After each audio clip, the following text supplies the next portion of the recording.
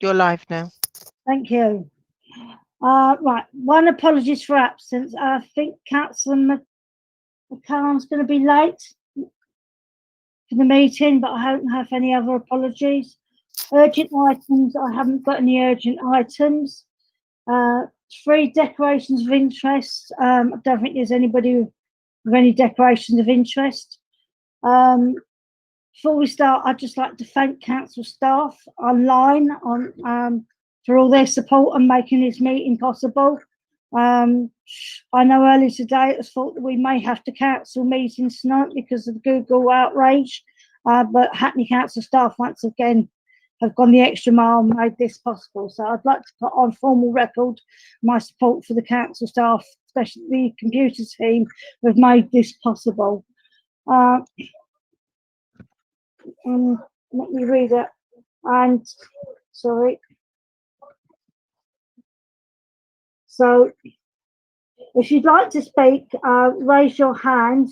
Obviously there is the chat function, but as we've heard tonight, so be careful what you put in the chat function, because it is available to anybody who's watching on YouTube, and it's not private. I know everyone's amongst us. So this is a formal meeting of the Living in Hackney Scrutiny Committee. The press may be in attendance, and this meeting, as we know, is being filmed and will be available. It's been filmed, streamed live, and will be available on YouTube. So I move on to item 4, which is the Hackney Winter Night Shelter. And sorry, for this item we have 40 minutes, and the paper was provided by Hackney Doorways, and London Borough of Hackney will do a verbal update, and we've got an opening statement. So normally the winter shelter would open in November, and it would rotate around various churches, but because of the global pandemic, there's a change this year, which we're going to hear about. So we've asked for an update on the opening provision and operation of winter night shelters in Hackney, the impact of COVID, and Hackney Council decision making and support in relation to the local winter night shelter service in the borough. And we've got we're expecting Kathy Mead to be online. Yes, I'm here. Okay, thank you, Kathy. Kathy is from Hackney Doorways, which runs the service. So Kathy and Councillor Renison are going to do a verbal update between them. Okay, I don't know who wants to go first, Kathy or Councillor Renison. Councillor Renison, do you want to introduce this? I wasn't aware I was given a verbal update, Councillor Patrick, on Hackney Winter Night Shelter, but obviously delighted to have them here and hear more about their work, and happy to come in on questions. I noticed the agenda item is structured some questions later on about how we support and work with them, so perhaps myself, Jennifer, and others can come in then. Yeah, okay, Kathy. Thank you very much indeed. Thank you very much for inviting us to this meeting. I'm a trustee at the night shelter, and I'm also a long-term volunteer. I started as a volunteer at St Paul's in Stoke Newington back in 2016. I've since then been a volunteer at the Manse, which is our new women's shelter, and I've been a trustee and company secretary since January 2019. So thank you very much for asking us to come and talk about our work. As Councillor was saying, things have changed a lot for the night shelter this year for 2 reasons.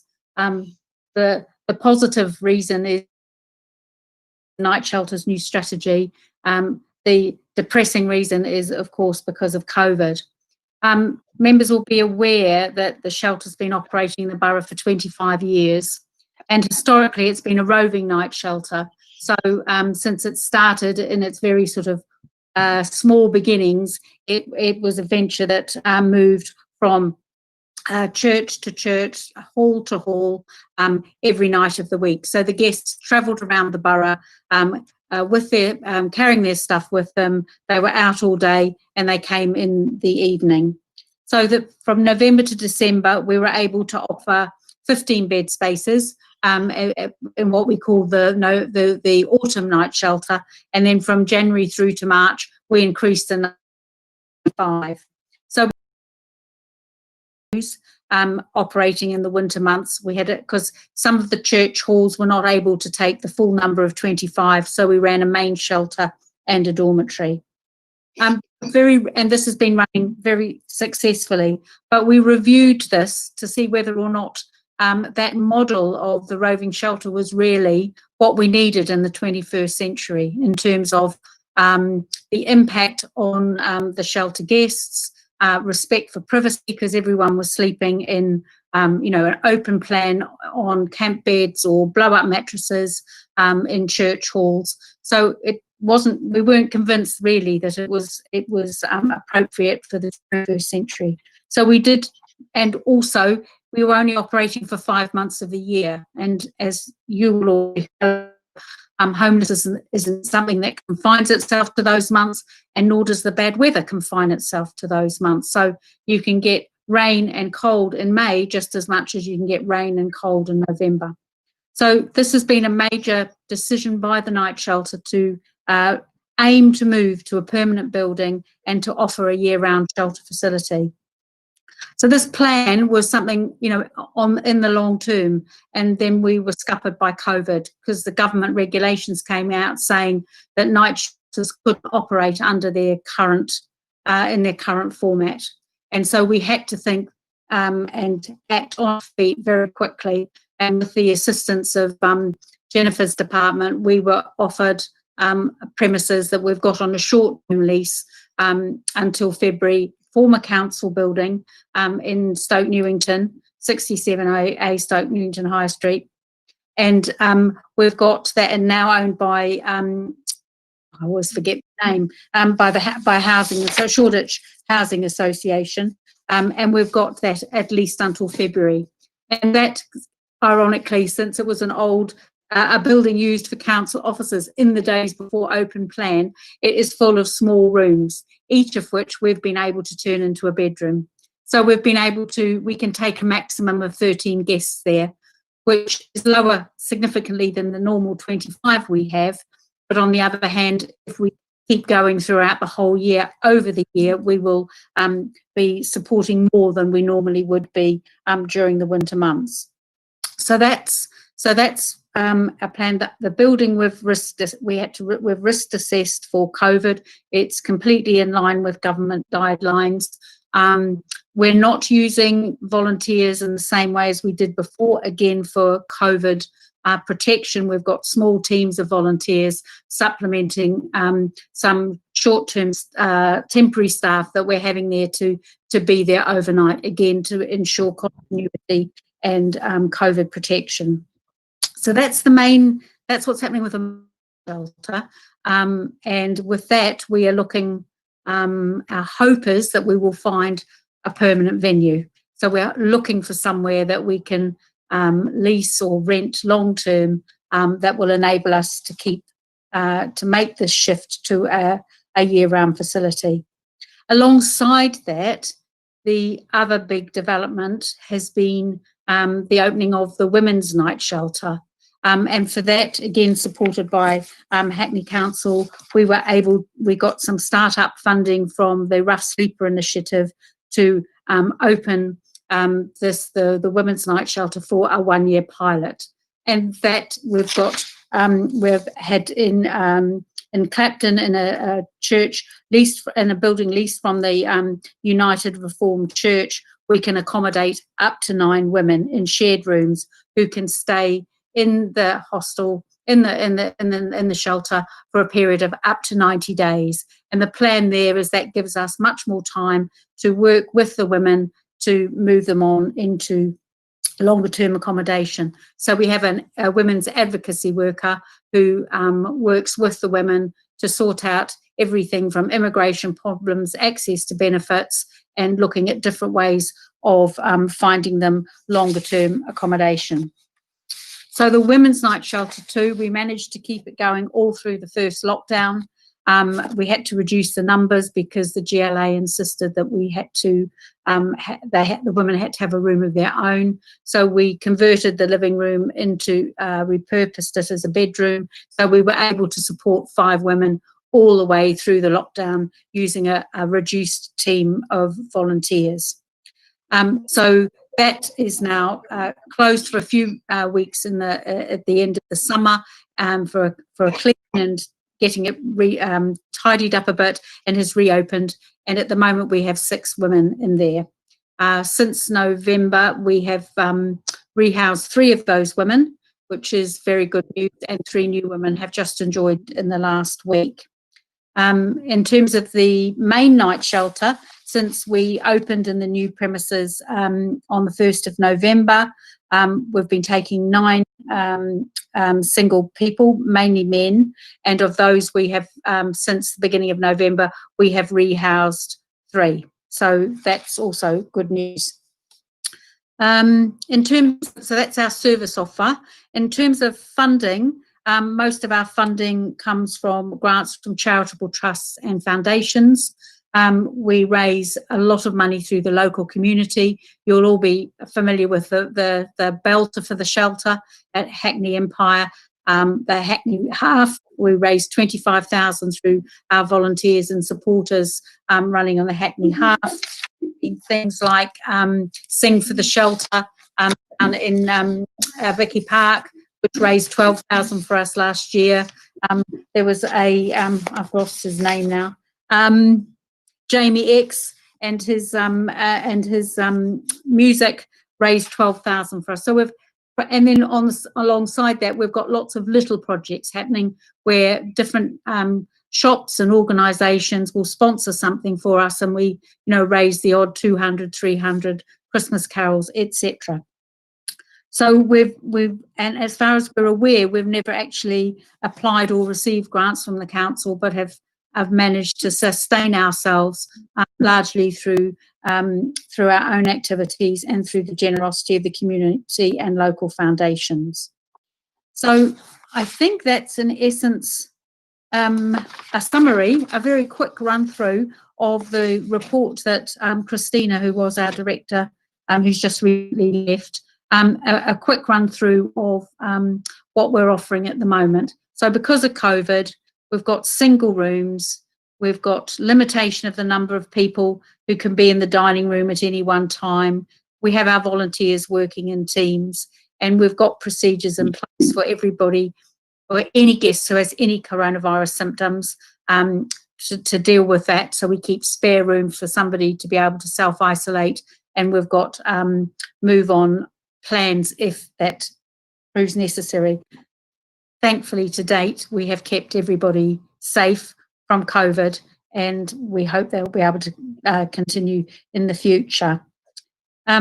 Just lastly, in terms of working with the council, we get quite a number of referrals from the greenhouse, but most of our referrals come from other charities and particularly other homelessness organisations.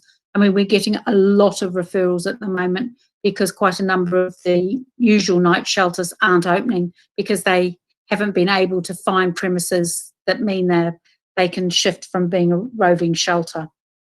So we get Hackney Migrant Centre, Crisis, Thames Reach, Homeless Day Centres are our main referral agencies. And working with the council, we've been working closely with the housing department and an excellent working relationship. We're happy to report with the head of housing and the rough sleeping team manager. And as I said earlier, the council's staff have been really helpful in enabling us to get some money from the COVID Homelessness Relief Fund, which has sustained us through this year, and also finding and securing the premises in Stoke Newington. And in essence, we hope we'll be able to work closely with you in future to support the work that we do, because we're surviving into this year thanks to the Homeless Link grant and the lottery grant in support for COVID, but next year will be a financially more difficult period for us. Thank you, Kathy. That was very informative. Can I ask you a question? Sorry, Yes. there's terrible feedback on this. what you talk about, what you sounds like what you've done is great, but obviously you're helping less people at the moment, especially over the winter months when it's cold. And I just wondered what's happening. Do you know what's happening to those people that you can't? You're saying you'll get more and more referrals, but you're taking less people. So I wonder if you knew or what was happening to those that you can't support because you haven't got space. Are they on the streets, or is anybody else picking them up? And if they're on the streets, is there any extra support going out to them to help them stay safe and well on the streets when normally that perhaps they would have come inside? You're on mute. You're on mute, Kathy. Yeah, my apologies. I wish we had a simple answer to that. When all of our referrals come through agencies, so when the referrals are made to us, they are usually being supported by another agency. So we are hopeful that if we have to say no, regrettably, that the agency who is working with the referral will will continue to work with that person in order to ensure that they aren't on the streets. So that's how it's managed at the moment. We wish we could take more. The maximum at the moment in the venue we've got is 13. We've had to reduce it to 10. The maximum in the manse is 9, and we've had to reduce that to 6 because of COVID. Jennifer, is there anything that the council's doing? So in regard to rough sleeping, so I can give you the current picture of rough sleeping on the streets at the moment in Hackney. So we did our rough sleep account a couple of weeks ago, I think it was, maybe even longer. As you know, it was a very different rough sleep account to the one that we ordinarily do. Normally, I take the opportunity to have as many volunteers as possible join us from all different areas, from all different council departments, including members as well, to try and introduce people to rough sleeping and the many challenges that there are surrounding that, and to use it as an educational tool so that people understand that actually when you're trying to assist rough sleepers, a home and a roof is just one of the things that those people need. So we had a very slimmed down physical rough sleeping count with just over 20 of us this year. We counted a number of 18 people bedded down on the night, which is slightly up on the last count we did. And looking at my peers in other boroughs, similar increases across the part. With regards to severe weather provision, we've already had a severe weather provision called in the borough last week for 1 night. We utilised hotel rooms for that 1 night. We didn't have to look at providing an emergency shelter. We have been in talks with our colleagues around the council and emergency planning around offering, just for when SWEP is called, emergency shelter in a council building. As you can imagine, the things you have to think about with regards to satisfying the council's insurers. There's a number of challenges that we need to work through with that, not least of all the health issues that we need to work in. So we have been risk assessing a number of sites, a number of buildings that the council owns, and we're now down to a short list of 2 that we are considering, and we'll keep you posted on that. So at the moment, we're just utilising hotel rooms because we have enough. It's not a desirable situation to open a non-self-contained shelter because of the risk of infection. We would have to be very careful with how we did it with regards to staffing, with regards to signage, one-way systems, additional cleaning, deep cleaning after the residents have left. Also, the testing and screening for COVID before we allow people on site. Security, so people are kept safe. Areas for women's only area, you know, it goes on and on and on and on. The many things that you have to think about with delivering this kind of provision. So it's something we are working up, but it will be used in emergency circumstances if there's no hotel rooms. Sabrina, did you want to say a bit more around what the outreach team are doing on the streets at the moment? Well, Jennifer, can I just check in with Councillor Patrick? Are we moving into the second agenda item, Councillor Patrick, or No, wanting to keep us on Hackney Winter Night Shelter? I was just asking about the people that the shelter couldn't accommodate, really. And I suppose some of that ties into where those referrals are coming from as well, if they're Hackney referrals or out of borough referrals. But I just wondered, as we heard that the shelter wasn't able to accommodate as many people as normal, and I visited one of the shelters several years ago on behalf of the Hackney Parochial Charities, a church in London Fields. I'm aware of a bit of how the service operates, and I just wondered what was happening. I think all members were wondering what is happening to the people that the shelter can't accommodate, I suppose. Sab, do you have any insight on that?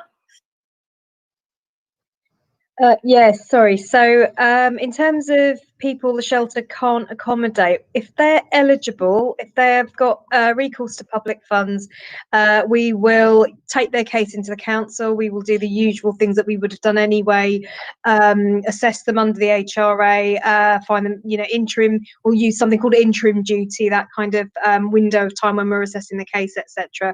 Our issues are really where people don't have recourse to public funds. That then becomes really, really problematic, or if people have been in and out of the system many times repeatedly. So that's usually pointing to complexity.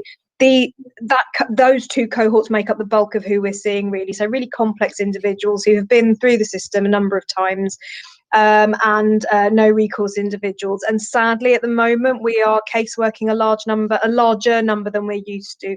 And just to reassure sort of everyone, we're not, as a borough, we don't do badly. Our numbers are still lower than other boroughs.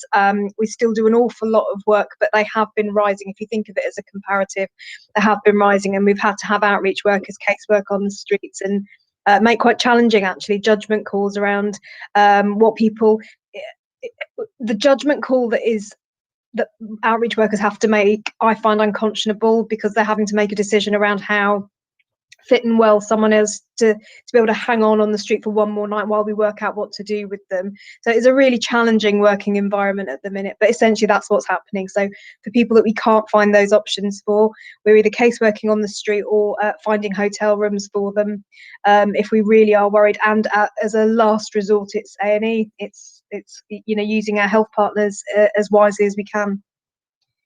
We also have, for those rough sleepers who are unwell, there's also a COVID pathway, which includes the Mildmay Hospital as well. So those people would never come near a shelter, hopefully. They would go straight from the street through the Mildmay COVID pathway for those that are symptomatic. The other place that would normally take people in the borough is the no second night out provision provided by St Mungo's, which is sadly closed, because that was similar in the night shelter in as it was not self-contained, it was communal sleeping, although it did have a very separate screened area for women. That's been shut since the beginning of COVID, but we worked with the GLA and they opened up about 6 weeks ago. So yeah, about 2 months. Yeah, 2 months ago, as a non-accommodation service. So what it means is that we can refer rough sleepers into them, and they will start working with them, doing the casework with them to assist them, albeit not provide them with accommodation. So what we found is now we've been able to bring them back into use. We're enabling the move on of our rough sleepers off the street far quicker.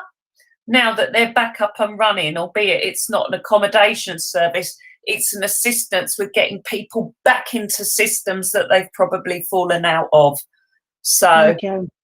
I wonder, just coming back to Councillor Patrick's question as well, Kathy, if you'd be able to share a bit more about where the referrals to Hackney Winter Night Shelter are coming from. Because my understanding is you don't necessarily work in quite the same borough boundaries that we might work in. So you might have referrals from outside of Hackney, or have I got that wrong? you're on mute, Kathy, sorry. I haven't, You'll get used to unfortunately, this. I haven't got a complete breakdown of where all of the referrals are coming from. A significant percentage are Hackney, have been sleeping in and around Hackney, but it's true. Another significant percentage also coming from referrals from agencies who are on the borders of Hackney. Yes. I have got several councillors who want to come in. I've got Councillor Westbrook, Councillor Ette, and Councillor Rout. And I think Councillor Mahone. We are discussing the impact of COVID and homelessness next, but at the moment we're discussing the winter night shelter. So just thought I'd remind people of that. So Councillor Rathbone first, and then Councillor Ette, and then Councillor Rout, and then Councillor Mahone. Thank you, and thank you, Kathy, and all your colleagues for all the work that you are doing. It's really important, and obviously the work that Councillor Brennerson oversees as well, to try and help our homeless people.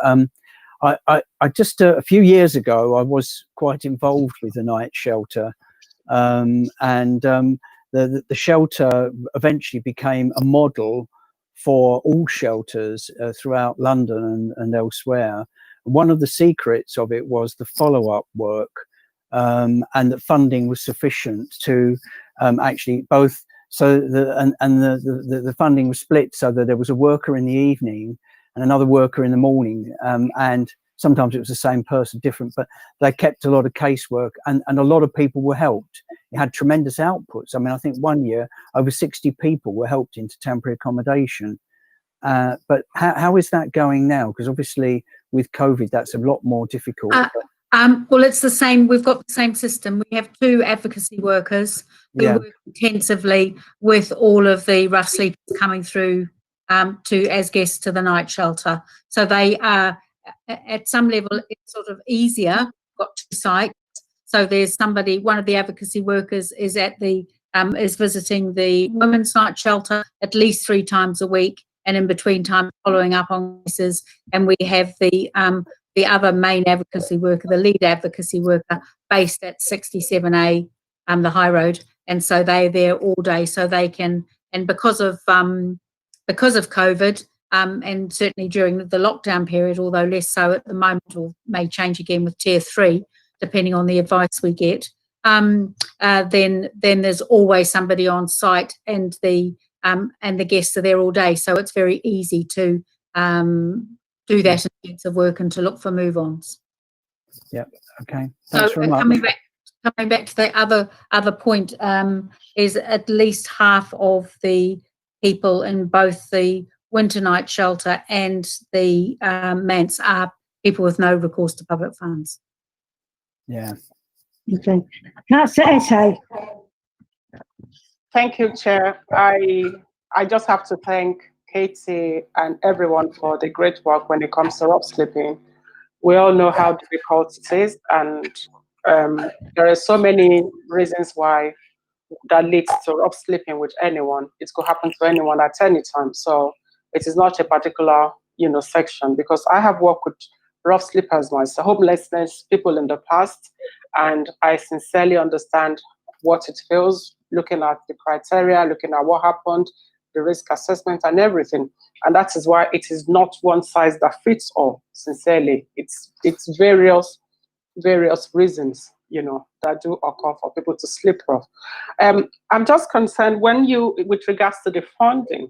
I mean, when you said you've never applied for nor received any grant from the council, and I was just thinking, is there any reason why that has been, is there any reason why that, because you've done so much getting support, and I know in the past, in terms of faith groups, I know a lot of churches have been very helpful as well, which I'm quite aware of.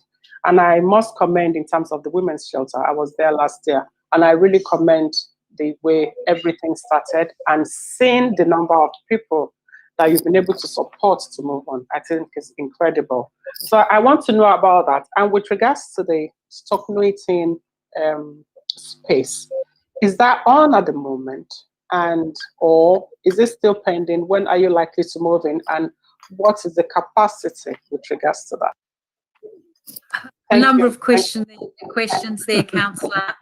If I answer your last one first, the capacity at the new shelter in Stoke Newington is 13, and at the moment we have 10. The building is owned by Islington and Shoreditch Housing Association, and I understand they've got planning permission in before the council for redevelopment. So the length of time we can stay there is dependent on another decision-making process. We know that we have it at least until the end of February.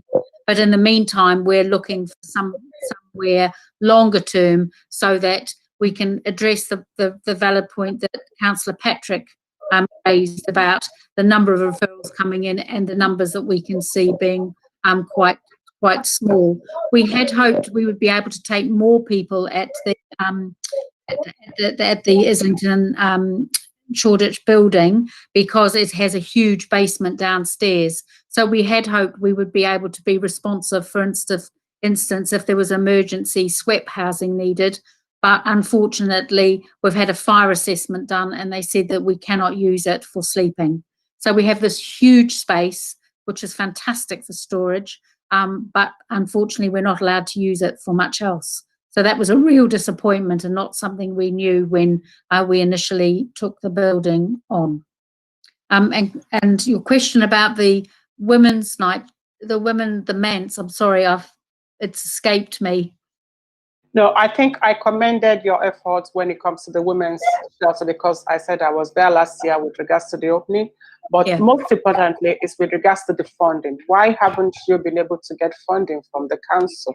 It's not we haven't been able to get funding from the council. It's just that we have managed so far with the kind of service that we were offering to self-funding through the generosity of Hackney residents and from skillful fundraising of foundations and trusts and whoever we could look to for money. And has enabled us to, and because we were only running for 5 months of the year, it was very difficult to fundraise for a project that's only running for a short time of the year. So we only had short-term, so they were just with us for that short period. We're now moving into a situation where we are hoping to have staff that are with us as we develop the night shelter to have it all year round. Then we may well be coming to the council to see whether you can give us some financial support to support that development. Okay, I've got Councillor Rout and Councillor Mahone. Councillor Rout, did you still want to come in? Yes, please. Yeah, I've got a couple of questions for Kathy. One is just, I was just curious to know, you said you'd managed to who've been in so far. You keep dropping out, Penny. Is that any better? Yeah. Good. Yes, you said you've managed to rehouse 3 men and 3 women so far this winter. I know that it's incredibly difficult to find homes for people. I just wondered if you could give us a sense of how you've managed to rehouse them. That's one question. And the other question really is about the longer term vision now, because I suppose my impression, and it may be a mistaken impression, has always been that the Hackney Night Shelter as a winter-only provision was something that was very much a kind of place of last resort. It was the last bit of the safety net. So, you know, and that's one of the reasons why people in Hackney, I think of it so fondly, because they always felt very grateful that there was that place of last resort in the winter time for people with nowhere else to sleep. And I suppose my concern is that as time goes on and you become a year-round provision, what is going to be the difference between what you're offering and other hostels who are well provided for in terms of outreach and facilitating people to try to find homes. So, and indeed, what is going to be there instead of that last resort Hackney winter night shelter that people have come to think of so well? They're very good questions, Councillor Out, and things that have been discussed by the board. In terms of rehousing, so far, the 3 women that we've moved very, very recently, two of the women who were in the manse became very good friends. They're both from Eritrea, both recently granted refugee status. And we've facilitated them into private sector, long-term private sector rented housing, not in Hackney, out of the borough where it's affordable. The other woman who's been rehoused was from Romania, and with our assistance in looking for employment, she has been moved into employment with accommodation. So those are the 3 women who've been moved. In terms of the men who've been moved, I apologise, I'm looking at my figures now. We have moved 7 of the men since the 1st of November. 3 of them have moved, were people without recourse to public funds, but with outstanding immigration cases, and they've been moved to immigration accommodation. 1 has moved into a shared house, and 3 have been moved into long-term private sector accommodation, 1 including a hostel. So it's been a variety, and the reason for those who do have, who would be eligible because of their immigration status to local authority accommodation, in most cases they don't qualify for it because they're not deemed to be in priority need. So that's the gap for them. In terms of the longer term, the dealing with the people who become homeless at winter time, I think we would be hoping that if we were open all year round, we might catch some of those people before winter, and we might be able to offer them something which will mean that they're not homeless in winter, because that's the thing, isn't it? Is that we offer a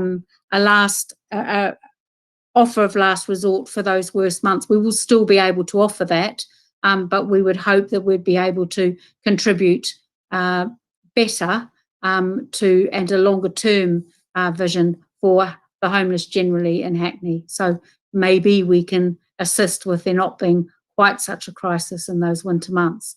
That's our hope, and it's also our hope that yes, we will be, in the end, we will be able to support more people when we're open year long than we currently do during those short winter months.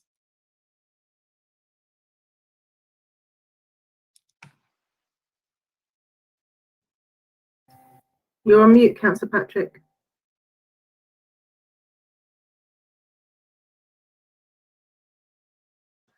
Sorry, Councillor Mahone. Thank you, Chair. I just firstly just echoing my my colleagues' kind of thanks for this sort of, well, for the work you're doing, and just to echo the recognition of how what a broad sort of kind of like level of support is required to help people out of homelessness. I just had a quick question. Just, I know we've asked a lot, so I'll keep it short, but I just interested both, you know, for sort of for us, you know, putting the message out there and for supporting and for sort of people watching. What are these?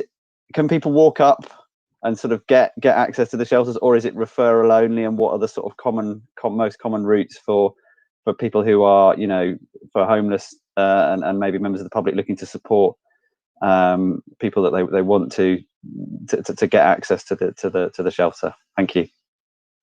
Thank you, Councillor. No, we're not open access. We're done by referral because we need to. One thing, it means that we can be sure that the people who are coming through to us, if we have to say no because they don't meet our criteria or we are full, we know that they're supported by another organisation. So, for instance, if it's a referral from the Greenhouse, or it's a referral from Crisis, or if it's a referral from Homeless Link, or whichever organisation it is, we know that the client will still be held, and hopefully an alternative will be found. So that's the main protection that we've got for new people coming to us. Thank you very much, Kathy. Yep, that was really fascinating, and I mean, please stay on the line. So you might be interested. Want to? We're about to discuss the COVID and homelessness, the response from Hackney, and what happened and what's going to happen next. So we're going to move on to item 5. Who's going to open this? Is it you, Jennifer? Or does Councillor Renson want to come in? Do you want to, Councillor Renison? Do you want to kick off and do an intro and I'll do the slides, or? I can do that, yeah. I can definitely come in this one, Councillor Patrick. I feel more confident talking about, or more entitled perhaps, talking about our own response, as opposed to trying to no take the kicking credit. Anybody. Pardon? I said no kicking anybody, sorry. I was trying to be funny.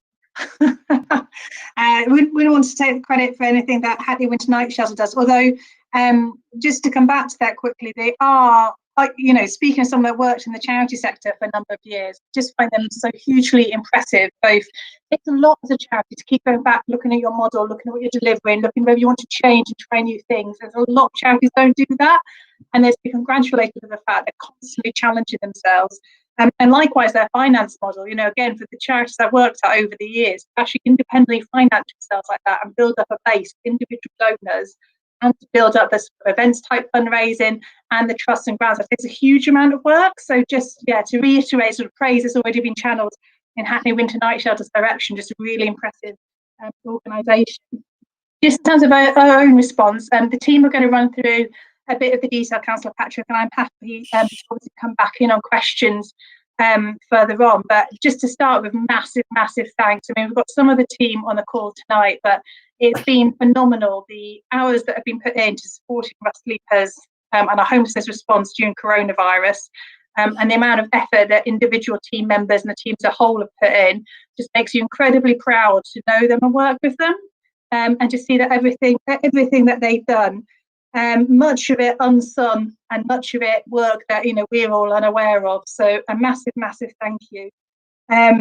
I couldn't not make a political point as well, and so I can make it now or make it later, but if we could have a chance to come to everyone in and what that means in practice, and actually some of the government's behaviours during this time, because genuinely makes me very angry about how rhetoric gets thrown around and what's actually put behind that. But I suspect you'd probably like to find out a bit more of the detail first, and we can perhaps come back to that further on.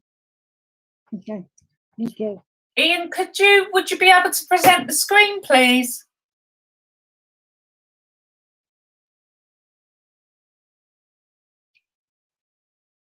Oh, yeah. Can you all see that? Yes. Yeah. Can we all see it? Brilliant. Lovely. Good. So homelessness and the impact of COVID-19. So next, there we are. So I'm pleased to say that our approach in Hackney was one that was one step ahead of central government. Sabrina Pathan, who's our rough sleeping manager, is on the panel today, and she will speak from first-hand experience about the phenomenal feat that her and our rough sleeping coordinator and outreach team pulled off, because it really was a phenomenal piece of work. Prior to the COVID pandemic breaking and actually us going into lockdown, we were monitoring the situation very, very closely, and Sabrina and her colleagues made the call to bring everyone in prior to the call from central government. Wow. So we were one step ahead in Hackney.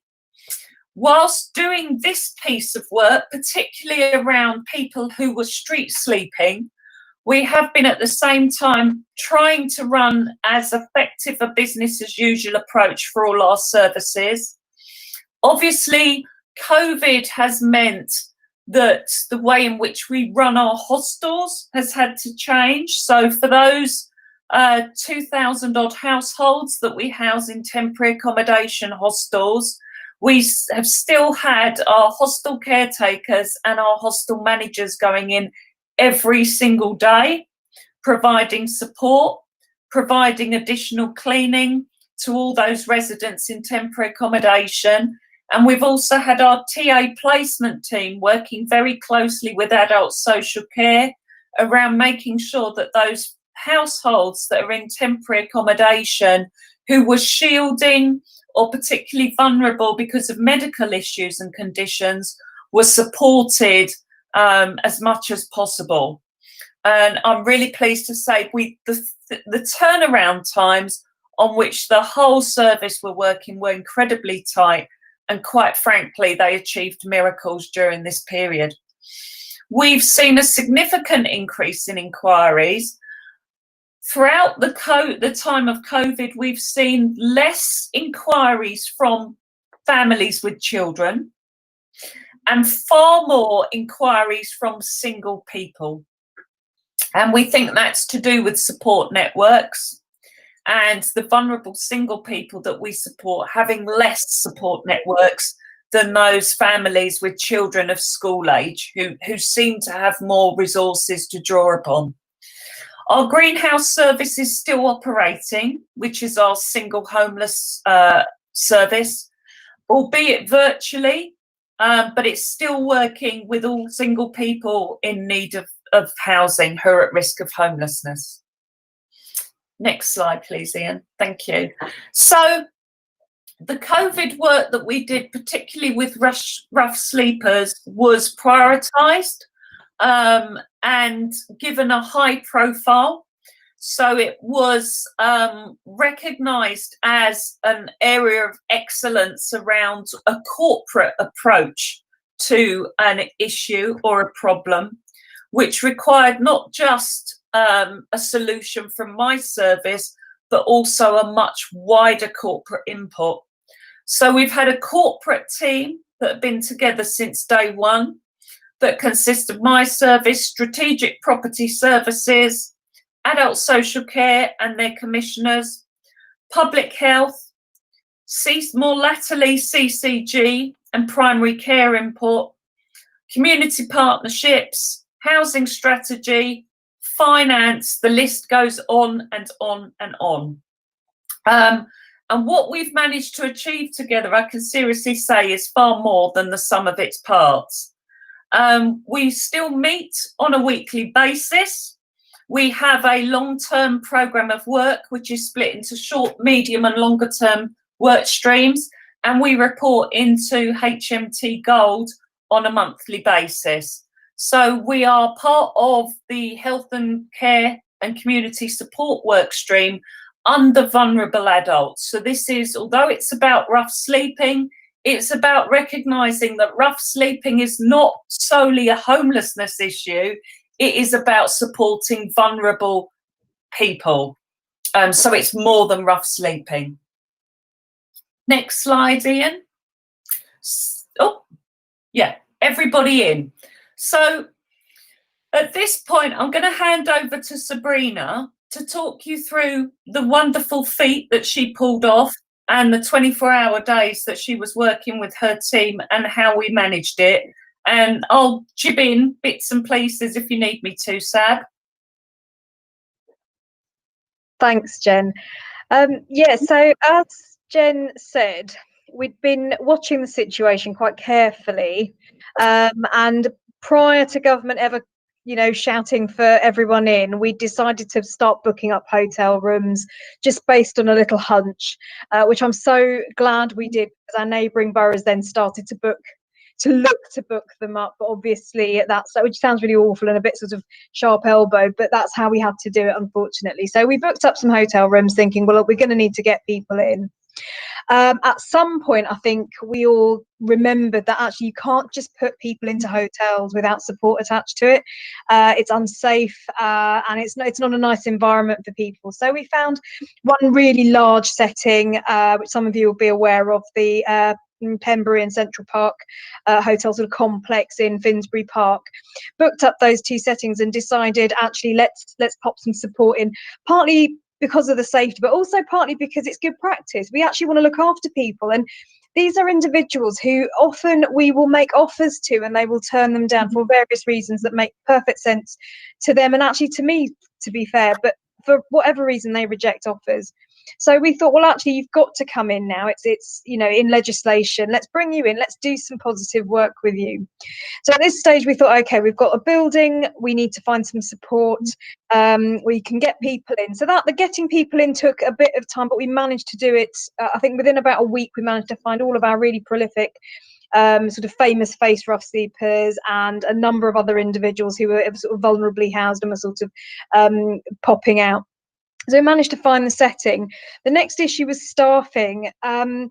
We've had, again, without making it a political point, but we've had a number of years of catastrophic underfunding of sectors where we would normally look to find the skills and the expertise that we need to work with really vulnerable people. So when it came to finding staffing, there's just nothing there. It's not that no one wants to do it. It's just that actually to build those skills takes time. You can't just fashion a social worker in 20 minutes. It takes, you know, 5-10 years of experience, understanding law, getting that sort of experience. So what we ended up doing was using a group of Hackney Council redeployees who were wonderful, absolutely wonderful. In fact, actually, Jen, I haven't told you this, but one of them loved it so much that he's now gone into the Housing First project. He's left the council and he's gone to work for Housing First. Wow. Exactly. So in any case, absolutely brilliant, really stellar effort from those redeployees, but it's unsustainable, right? We need them back in the council. So we ended up commissioning a formal service. So we ended up commissioning SHP to provide the care element of what we would, not the care, the support element of what we were doing. So to illustrate the kind of feat of what it was, we managed, I think at its peak, we were housing something like 219 across 11 different hotels. That was approaches and rough sleepers. So the range of needs was quite broad. The thing that I'm most proud of is that for a number of people who just rejected every single offer that we made.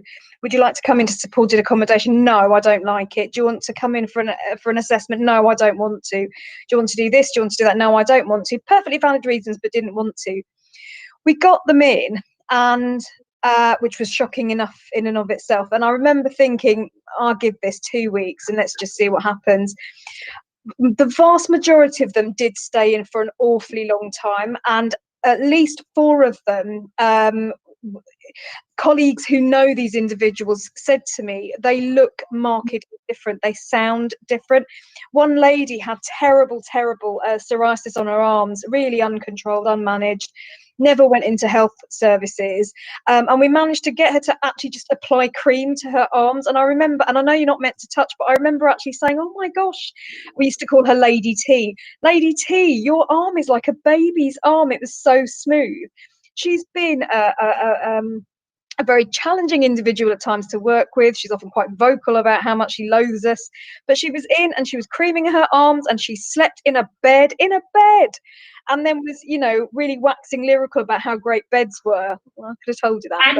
And had a 50th birthday. And had a 50th birthday. So these are the stories that actually it's really hard to tell these tales, actually, because it's not, because you can't always, but actually these are the human stories. One gentleman who, again, he's quite a famous face, quite prolific. The last time I spoke to him in the hotel, he was showing me, I don't know what it was. It looked like a young person's thing. It looked like a music making thing involving, I don't know, I'm too old for this. But he was trying to explain the mechanics of this thing. And I just thought, you know, 6 months ago, I couldn't have got a conversation out of you. And he was telling me about the things he wanted to do. He was having aspirations about things that he could see himself doing. So I think, it's really easy to whittle this down to numbers, but actually there are human stories here of people who have had really difficult lives, who for whatever reason, well, I know the reason, it was a blooming great pandemic, but for that reason came in and we were able to do some really meaningful work with. So yeah, it was a really mammoth effort. I'm taking my first bit of leave since May at the end of this week. I'm really excited about it. But I don't regret a minute. I don't regret a minute of it. When I think back to well, actually, do you know, I'll say it, what we've done for people, what we've done to give people that sense of self-respect back, that they can do and be things that are more than they could see within themselves. I feel really intensely proud, and I think actually as a borough you should all feel proud that this is what we did. This is what we did. I'm not going to paint it as a rosy picture, because we know that actually the underlying things that you know, the underlying issues that have created these situations haven't really gone anywhere. And I can't, while I want to say, oh, we've got it under control, what I have to say to you is that we have got it as under control as we can within, you know, with what we've got, with our sort of own drive and the support that we get. But actually we can't change a political landscape, a policy landscape that can feel quite unkind for people at times. So that's my only proviso. But yeah, that's the story. And it was what worked really well is that we combined this with the council's hospital discharge pathway as well. So we had the challenge of discharging people with turnarounds of 2 hours. And if you're homeless and you're being discharged from hospital within 2 hours, it's near impossible. But the fact that we achieved it, the fact that working with our colleagues in adult social care, we're actually wheeling residents down the road from Homerton Hospital in wheelchairs into hotels with the assistance of our support providers, volunteers, Age UK, assisting us to settle these people into some warm, safe accommodation was wonderful, and really quite miraculous that we were able to do that, and hats off to everybody that took part. I mean, we had a full health response going in as well. So, I mean, we are fortunate in as we have funded the greenhouse model and continued to sing its praise for years, and that has really paid us back tenfold. So when you look at, we've been working very closely with the ULCH team, Find and Treat team, to offer a full medical and health response to those individuals that we've taken in. And they did something called a CRISP survey, which was an individual detailed assessment, health assessment of each person. And what we saw quite clearly was that we bucked the trend in Hackney. So what we've found is that out of our rough sleepers, we have over 80% of those rough sleepers at any one time are registered with a GP. And that is not normal in rough sleeping circumstances. You're looking at closer to 30% across the rest of London. So just having rough sleepers linked in with primary services, primary care services, is amazing and really gives us such a strong foundation for keeping those people engaged with services and giving them the best health response. Ian, can I add to that, Jen? There's, with the health stuff, it is around, I think it's a broader Hackney, it's a brilliant thing. It's why I love working at Hackney. It's that idea of a rights-based approach. Like, you have a right to healthcare, and part of the navigator workload when they encounter a person rough sleeping is part of their tick list of things they have to do is to say hello, get an assessment done, but then to make sure that they are registered with a GP. That is almost like number 2 or 3 on their list of things to do after saying hello, etc. And I just think that entire approach, which crosses the council across in so many ways, is a really positive thing, and it's something that makes my job a lot easier to do. I'll shush now, thanks. Right. Before Jonathan comes, I think Hackney doesn't sell itself. I mean, I think it's too busy, Councillor Patrick. That's the problem. Yeah, I mean, I think what you've done in this, I know you're going to carry on, is absolutely wonderful. And I do think we have some really good staff. But other boroughs, I sent in a members' inquiry to Jennifer a couple of weeks ago because I saw something that Lewisham claimed that they were doing. That was a wonderful thing. And they were the first in the country to allow, have a place for people to be able to have their post and be able to collect it for homeless people. And I thought, well, sure, the greenhouse does this. And I just checked with Jennifer and Councillor Anderson and said, well, yeah, the greenhouse does it, but we hadn't claimed it. Whereas Lewisham claimed We've done it for ages, Sharon. It didn't even occur to us to claim it. That's why, but that's what I mean. You know, other boroughs claim things as their own and as the first in the country, but we've been doing it for years. And I do really think, you know, we ought to think about our communication strategy and really communicate all the wonderful things and positive things that we do as a borough, because I don't think we do, and I don't think we sell ourselves enough as what we are doing and the visionary things that we do. Because I know the homeless service, you know, in the bit I've gone out in the past and done the night, the finding the homeless people in the night walk, and that I was disappointed I couldn't do it this year, but I do think we do visionary things and we ought to promote them more. But I'll let Jennifer get back on.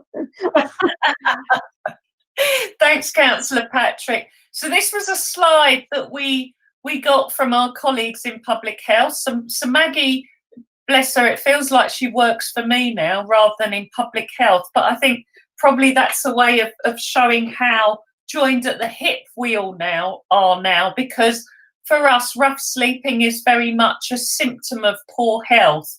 It's not really what we consider to be homelessness. It's so much more than that.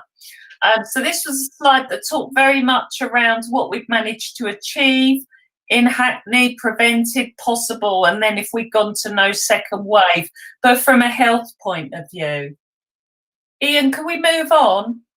So what was particularly challenging for us were things around, there was at the very beginning, we had no clear supply chain for PPE and equipment, particularly no access to water for rough sleepers on the streets because we'd done things like shut the parks. So there were lots of challenges that we were literally having to work out solutions for hour by hour almost.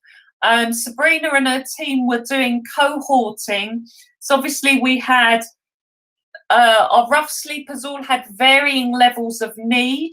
So it was how we cohorted those people to get them the best level of service. It was daily tracking, daily monitoring, daily trying to figure out if this person was in the right room or the right setting or needed to be moved somewhere else where there was more support. And very much we did sort of, although it was, we did a lot make it up as we went along, and tried things as we went along and delivered what was effectively a great sticking plaster. We made sure that the drug and alcohol provider, who at that point was Westminster Drugs Project, were fully involved with us because there was a lot of need for them. We also had nurses going down from the greenhouse into our hotel provision, podiatrists, dentists, you name it, all those kinds of services that rough sleepers would need.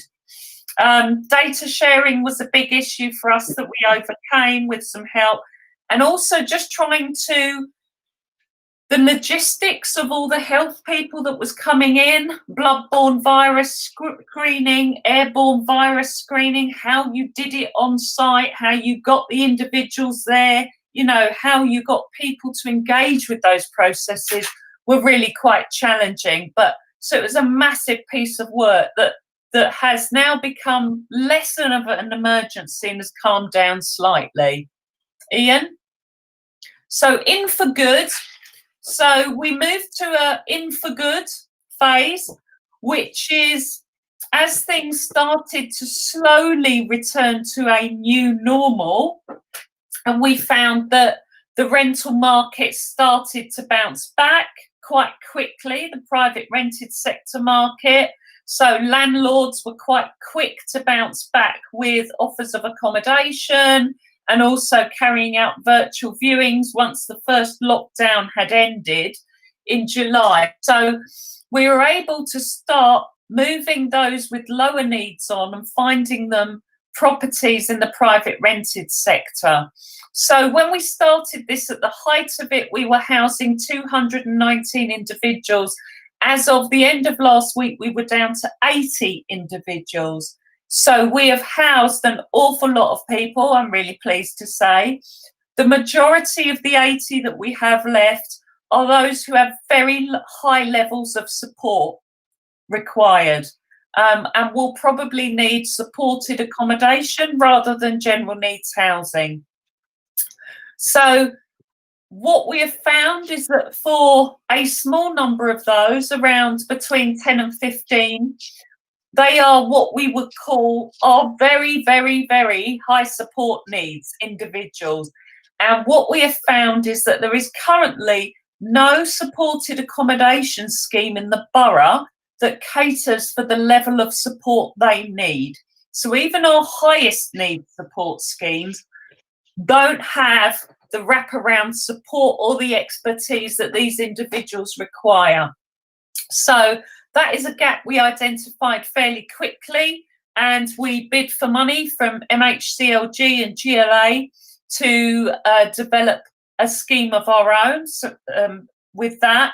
And we also, as Sab said, commissioned Single Homeless Project to be the support provider in our consolidated one hotel unit for those 80 residents that we have left who are in for good. Ian?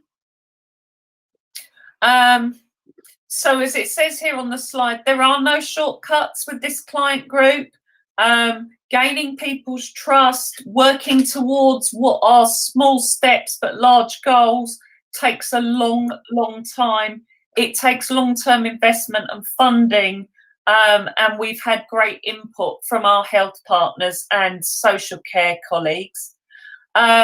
We have supported housing within the borough that is full. There's waiting lists for all our single homeless and rough sleeping pathways of supported accommodation. So we are working with commissioners around and those providers around moving people on, seeing how they can do that piece of work more effectively to enable us to move some of our medium-term support needs into those premises. Ian? So out of the 80 that we currently have in for good, about half of those are no recourse to public funds. So these are people that normally the Benefits and Housing Needs Service would not be able to provide a service to. But as this is a corporate service as opposed to a Benefits and Housing Needs Service, we've taken the decision to continue to support these individuals. We are working with them quite closely. Sabrina, we're just at the point where we're about to commission an immigration service to do some more detailed work with them around regularising their status. We've had some success on that already, where we've had probably about a handful that have gone from having no status to regularised status, and we've been able to work with them to look at long-term accommodation. So we are getting there. Sad, do you want to say a bit more about NRPF? Yeah, definitely.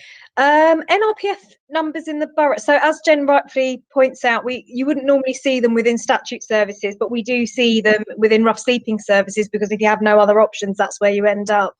But even with that, they were always quite low in the borough. I could never work out why. During COVID, that number really seemed to rise quite quickly.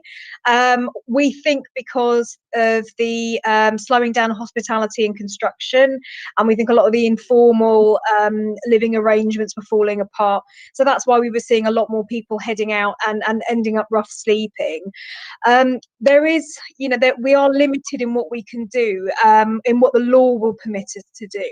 So one of the things that I'm really obsessed with is this idea of the rights-based approach, which is us saying as a council, we cannot give you everything that we think you should have in law and, you know, out of the resource that we have, but what we can do is facilitate in every way possible your right to statehood, your right to a nationality, your right to a regularized stay. So that sort of really proactively rights-based approach across the council that I think is really, really important. So that's what the larger immigration contract is there to do. We really want to provide OISC accredited, so that's formally accredited advice for people that's recognised. It's not unlawful, it's fully lawful for that advice to be provided, and that's how we want to work with people. But it is a really, I often find even the use of the word NRP, when we call it NRPF, it almost makes it sound like other. What we're actually looking at is destitution. It's human destitution. It's really, really distressing. But as I say, as a council, we are so stymied and so limited in what we can do.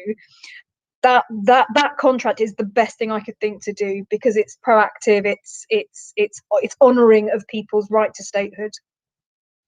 And just to stress politically at this point, I mean, we're opposed to NRPF as a condition, and we've made that clear, and we've written to the government about it. It's just, as Sabrina says, it's completely inhumane. Support, whether it's around benefits, support over sleeping, other areas should be based on need, and that should be it. And I've actually kept, and we'll come back to the government's response later, I'm sure. I've kept a letter from a minister that came to us during the height of the pandemic, where we'd raised no recourse to public funds, we'd raised the need for funding, and we'd raised the need for them to lift the conditions so we could work with people, deliver all the support they needed, and they chose to remind us that the hostile environment remained in place. And I mean, and I will say that as an officer within the council, the approach from members has been invaluable. It is so empowering to know that actually we have that behind us to say actually morally we can make this decision. It's a really important thing. So thank you. Next slide, Ian. So, funding and finding a long-term solution. At this point, I find it really hard to smile, because you've had all the happy bit, all the bit that was within our control. The bit that I am finding incredibly frustrating is the inability with which to plan more than a year ahead, the inability with which to draw down large sums of money from government rather than very small pots that are all supposed to work together. And also the amount of time it takes for us to develop bids, which are then sadly not granted, or just we only get half of them. So whilst doing all this miraculous work, we have also been receiving funding prospectus from the government, the next steps accommodation funding and the rough sleeping accommodation funding. One was from MHCLG and was around revenue funding. We applied for 2.5 million and we got about 1.2 million. We applied for rough sleeping accommodation. And for us, the bit that we really struggle with in Hackney is the provision of accommodation. And we received, I think, support for one scheme out of the 3 that we suggested. Cold weather funding, shared outcomes funding, rough sleeping drug and alcohol treatment grant, which we're yet to hear about. There's also an out of hospital funding stream that came out 2 weeks ago with a 2-week turnaround, and then also more recently another systems change piece of funding, which is all quite frustrating. So when we propose our bids, we work in tandem in other organisations. So we deliver them and we pull them together through the Hackney Homeless Partnership. So that includes our charity providers, and Hackney Winter Night Shelter, also a member of that, and through our corporate teams as well.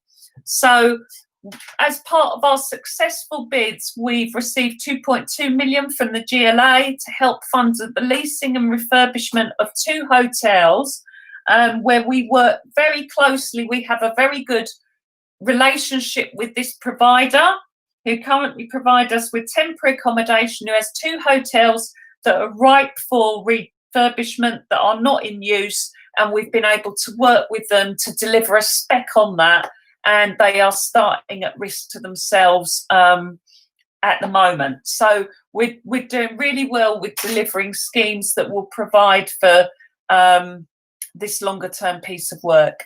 Ian? So the bit we didn't get funded, which we are still looking for ways in which to fund, is a homeless women's hostel. We had identified a property that was for purchase from a housing association. It was an 8-bed HMO that we were looking to purchase.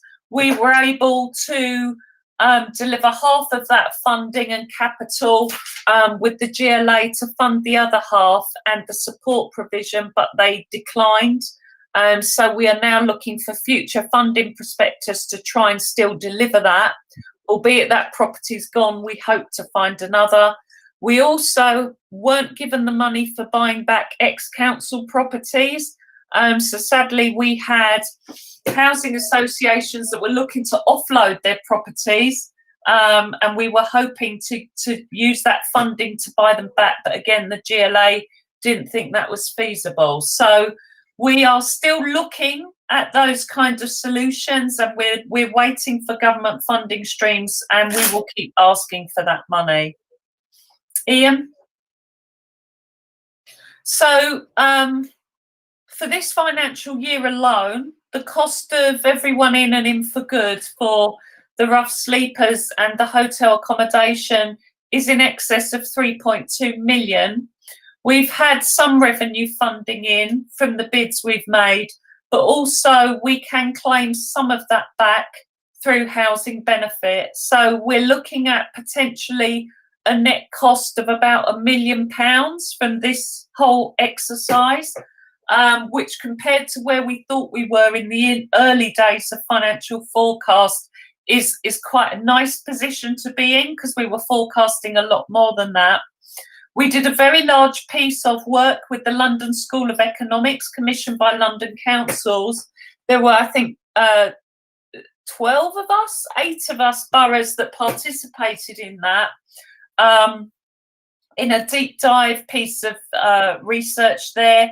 And they've published the report, which shows that it costs on average just shy of £21,000 per individual, and that's the costs from taking somebody off the street, housing them in emergency accommodation, and providing them with support all the way through to a settled placement with tenancy sustainment. So quite a large sum of money. So Ian's put here something which we already covered, which was about actually the main drivers of homelessness predate COVID. They still exist, and they're ones that we have very little control over. The current legislation that protects private renters is due to expire at the end of March. We have absolutely no idea what we will be facing then.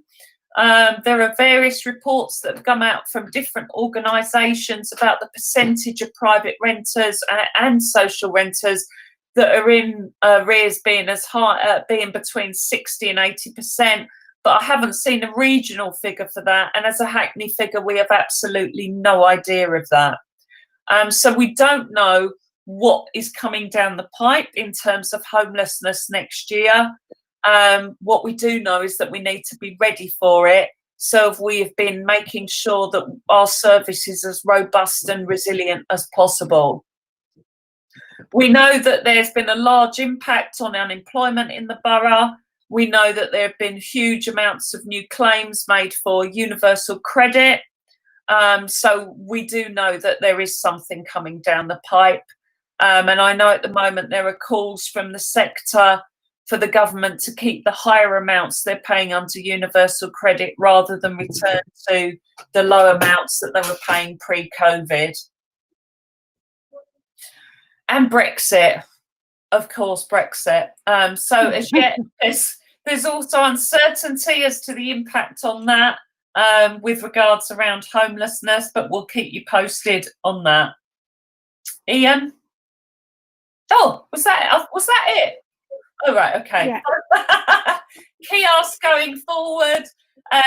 These are the things that Councillor Renison spends an awful lot of time lobbying for and writing blogs for. So what we've seen is that when the government brought in the COVID Act in April, what it did was it increased LHA rates, which we were really, really grateful for. They've just announced that they won't be returning the LHA rates to what they were before at the end of March. They'll be keeping them as they are, but they are freezing them. So Yeah. not great, but it's not bad. But of course, they didn't increase the overall benefit cap. So by increasing the LHA figures, what they did was they drove more people into the benefit cap situation. So because people's rent costs went up and the amount of housing benefit we could pay them and universal credit for housing costs went up, it put more people within the overall benefit cap, which then meant they were capped. So not a great situation for Hackney because it affects predominantly single people and large families. Next slide, please, Ian. So we are asking for long-term funding. As I said, it's really difficult to plan. It's still shocking, and this is my personal opinion, that the provision of rough sleeping services generally are not statutory. They're just done through goodwill. But it's quite bizarre in this day and age that that's the case. But we're going to need a longer term solution. We have a Housing First pilot in Hackney. It's the first CCG funded Housing First pilot in the whole country. Councillor Patrick, again, something that's not shouted about. So we have 20 units of accommodation through that. We're looking to expand that. We'll be working that into any future bids for government to try and expand those numbers because we think that's a model that really, really works. Ian, is that it? Oh, wow. We've had that one. That's it. So happy to take questions from myself or Sabrina. Thank you, Jennifer. That was a very detailed presentation. Absolutely fascinating. I do remind members that we do have the lettings policy to discuss. I'm not saying we shouldn't take. I'm not taking questions, but we do have another important policy to take. But I've got Councillor Lynch and Councillor Mahoon for the moment. Councillor Lynch, do you want to unmute yourself? Yeah, I'm unmuted. Thanks, Chair. Sorry. That's okay, no worries. I've got 3 points to make. The first one is obviously just commend the work that Sab and Jen have done. I think what's shone through all of this is the compassion and the desire to give people that are on the streets an opportunity to regain a bit of dignity as well. And I think that's what I found particularly moving from tonight is the fact that this, whilst dreadful thing has happened, there was that opportunity to really get to those hard to reach people. In regard to sharing work, I've already approached the CCG chair and our finance director to do a presentation to NHS England around sort of the wider integrated work. But I know that given following the publication of the integrated care policy from NHS England last week, there is an absolute opportunity for us to celebrate the work that we've done working particularly closely with our CCG and other health colleagues. So I might write to you separately, Jen and Sab, around how we can get you to do something and be included on a platform that's showing that best practice. And following on from that, my next question is, which I think you've already starting to do already, is the integrated care vision is that we're going to start to do some joint commissioning, but it looks like you're already hot off the mark already by doing the housing first. So I just wanted to ask where that would lead to in the future in terms of potentially that policy directive that's come in around joint commissioning between local authorities and our healthcare partners. that might provide some sort of conduit to resolve some of the challenges that you've put out today. But just once again, thank you both extremely for the work you've done. Thank you. You're welcome. I mean, with regards to health, was it last year or the year before, we had probably, it was a really large event. It was a health and homelessness event that we hosted in Borough. And I think we had nearly 200 people there from memory, Councillor Renison, do you remember? I think it was about a third homeless charities and organisations, a third health partners, and we had everybody from GPs onwards there, and also a third commissioners. So, and we had several guest speakers, we had psychiatrists speaking, with various guest speakers, and it went down an absolute storm. And I think that was the foundation, really, of us working more hand in glove with our health partners. And I think because we had that as a starting point, and then all the work we've done around the integrated discharge pathway and the funding bids we've done around shoring that up. We've also done some work around piloting social workers within my service that sit within the mental health wards in the Homerton and in my service, so that they're supporting individuals backwards and forwards. So we are doing so much more in the health arena now. The link up is really strong, and I attend a housing director and health meeting every fortnight. It's now once a month, and I am shocked at how far forward we are in Hackney compared to our compatriots in East London. You know, I was really surprised. You're totally. I'm all forever singing the praises of us as a borough. Definitely, complete visionary work. Sorry.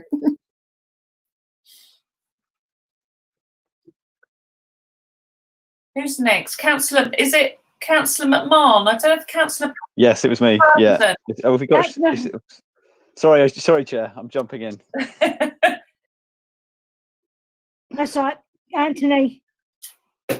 Another sort of quick one. To be honest, it's not really a question. But for my money, £20,000 to give someone back their life is absolutely nothing.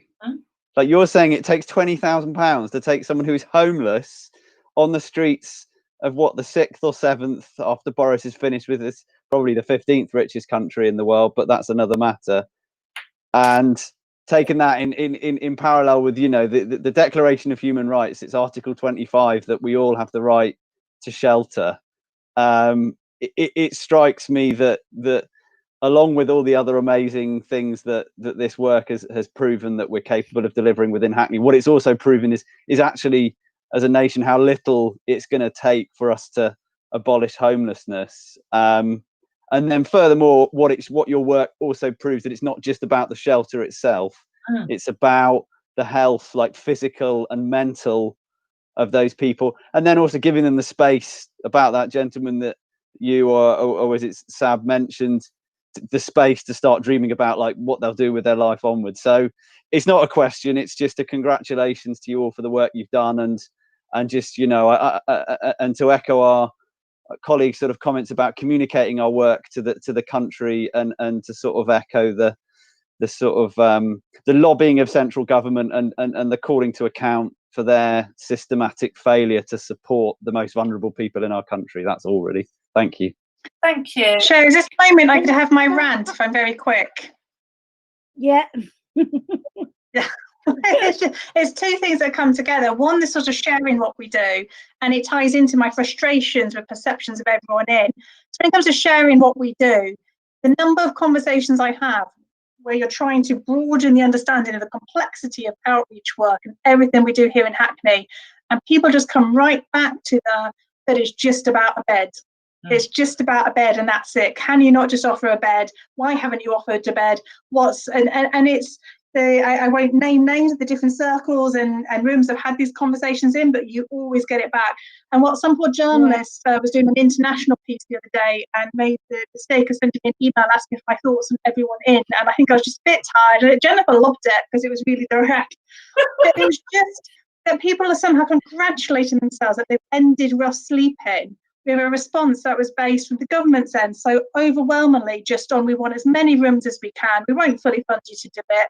I mean, the point I always make within Hackney, without wishing to be negative, is the height of a global pandemic. I think it was 6 people we still could not convince to come in and take up. That's how intensive the outreach has to be. And actually, Sabrina's given some brilliant examples of some of the individuals we're working with now. And it wouldn't be appropriate to share some of the wider stories we hear, but also the pattern of behaviours. You know, we've got people that, yes, they're in and they're working with us, and it's brilliant. They're still going back to some of those street behaviours, networks, patterns, because that's what they know. And that's going to take years and years and years of support. And there's this very almost Victorian notion of bring people in, give them a bed, problem solved. And so to put in our funding bids to take forward the innovative work the team have started to provide proper wraparound support, and basically the government just seems to be interested in the number of beds. You know, if the bid comes back and we've scored high in beds, if we just put people in unsupported accommodation, they'll be back on the streets. It'll be 6 months' time, and we'll work with the same people. So sorry, my rant over. I keep it by one more thing about how everyone in has ended rough sleeping. So I really feel sorry for the next person that asks me. And it's such a missed opportunity, you know. Your rant, Councillor Ennison. I think we all support your rant 100%. It's the one audience. I am sorry, Chair. Yeah. No, you're perfect time to make it. I think we as members know that just providing a bed is not the answer. Yeah, you might get somebody off the street for a couple of nights, but it doesn't solve their problems. As you say, most people problems aren't just a bed. Can I just know, I know Councillor Ross going, I'll ask Jennifer what happened during the second lockdown and what's happening now between now, whether us going to tier 3 makes any difference from tier 2. You talked a lot about the people that came in during the first lockdown. I just wonder what happened during the second lockdown, which I know there wasn't any money for. And the government seemed to think that homeless people were going to suffer from COVID, or they didn't care. I think the second lockdown wasn't as severe as the first. No, one, it wasn't as severe, and two, I think there's something around people who are on the cusp of rough sleeping, who maybe haven't yet rough slept, but are sofa surfing, possibly finding coping mechanisms and finding ways to prevent themselves from rough sleeping. So throughout this whole year, we have seen an increase in new rough sleepers coming to the streets. But what we've seen is the outreach team picking them up fairly quickly and linking them in with services. And what we're starting to see now is, am I right, Sabrina, in saying there's a slight decline there, a slight drop-off in those numbers that are entering the street now? It is dropping off, but really slowly. I am still really cagey about flow, and I don't, because you just don't know what's going to happen. And I think post after the new year, I'm just sort of watching the economy with a bit of trepidation. But yeah, for a bit it's slowed down. I will say though, Jen, that is also partly just stellar work by the outreach team, who have just, you know, caseworking at a large number for Hackney and have halved that. So we have worked really, really hard, but that flow isn't. It's slowed a bit, but it really isn't going anywhere. And I think also what also helps is our basic standards of normal offer. I mean, Sabrina is a trained trauma-informed practitioner. She trains on that subject.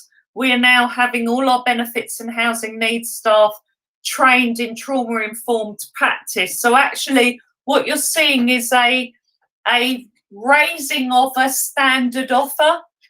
So you wouldn't expect to go to a homeless team anywhere in the country and expect that kind of offer or that kind of insight. So I think what we're delivering now is very different to what other councils are delivering as standard. I think there's far more understanding coupled with what we do. Definitely not for now, given the team's workload, but at some point when eventually we come back to a more normal life, we should definitely do a session for members on the trauma-based approach, because I think people would find it really interesting. But Sabrina, I've got time for that. I've got time for that. Sorry. So you broke up there. I've got.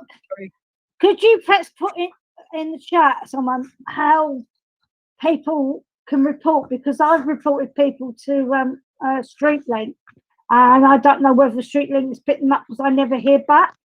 And they're obviously, I know that not everybody out there wants to come in, but I'd be happy if I could report them to the council, know that the council has been and. It's always StreetLink, Sharon. It goes straight to the outreach team. There might be them issues of StreetLink feeding back. It's Right. the safest option. So otherwise, for example, people might Okay. email me. I might be away. I might miss it for a day or so, and it delays it going through. No, I'm not asking to contact you. I just wonder whether there was a link for the council rather than StreetLink. Okay. StreetLink does go through to Sabrina and Prakash's team. So Right, we might not right, think back okay. to you, but you can be sure it does get to where it should. Okay, because I find some of their questions a bit not demanding. A constituent reported a rough sleeper to me, and asked me to report it to StreetLink, but I didn't have enough information. They kept wanting to know what the person looked like and what they were wearing. I can understand why they're asking these questions, but I didn't have that information. And they didn't want to quite awkward, but yeah, I think I made something up in the end. I think I said they're wearing jeans and a coat. they said, haven't you got anything, the app said, haven't you got anything more detail? And I said, no, they're wearing jeans and a coat. Sorry about that. I've got Councillor Rowe and then Councillor Rosen. And then we're going to wrap up this item, take a 5-minute break before we move on to the lettings policy. Yeah, I just really wanted to echo what other people have said, but also just to congratulate you on how little money it's all cost. You know, to hear that it's only cost £1 million to do all of that is just fantastic. So far. Yeah, so far. But you know, that's what it's. Sorry, I don't know to wrap Penny, but it's cost Hackney $1 million over and above every. Yeah, no, I realise it's cost more, but it's cost us as a council £1 million. I just don't want anyone thinking it just cost us $1 million. It cost $1 million to do all that work. Well, I was expecting it to be much worse news in the kind of financial side of things. So, I mean, that's congratulations both in being cost efficient, but also in seeking out the funding streams and tapping into them effectively, which is a huge job in itself. So, I think perhaps that's the less glamorous end of this. But, it is really important, and you've obviously done a fabulous job on that too. So well done. Thank you. Can I add to that, just because I feel really bad that I've not name-checked my amazing colleagues who do write these bids, and they spend hours on it. It's Ian and Ross and all these amazing people, without whom I think I would have had a nervous breakdown by now, actually. So just a name-check for them, because they do take time. And I think we've working with Strategic Property Services, we have some wonderful colleagues there who are really good negotiators. And what we're finding now, actually, I mean, it's the same negotiators that we use for providing our temporary accommodation stock when we deal with partners. And what we've found is that we're trying to use the rates that we've secured during the COVID pandemic to try and renegotiate some of our future deals around making them even more cost effective. So we're trying to make sure there's a lot more legacy out of this moving forwards.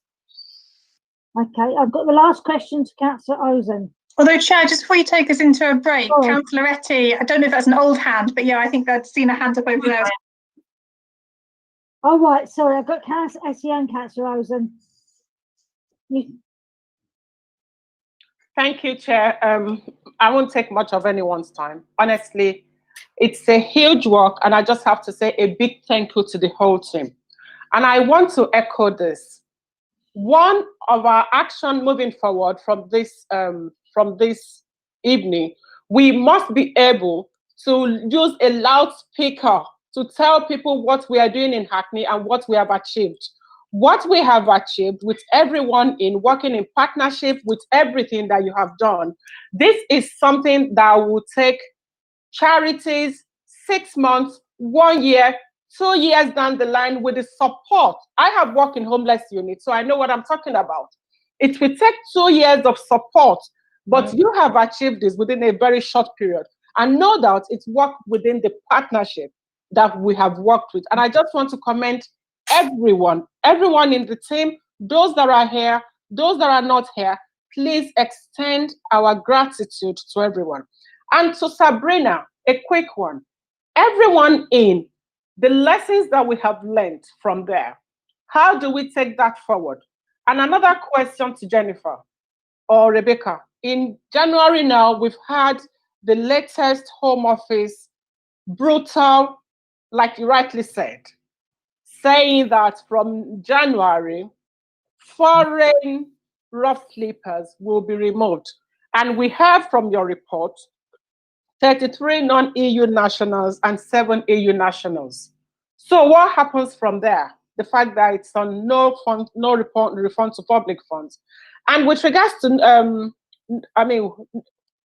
second night out, what is it called? I can't remember now. Yeah, no, second night out. Yeah, no second night out. You said they are back, because I know they used to have a criteria in the past where if you're not in the borough, you will be sent back to the borough where you actually come from.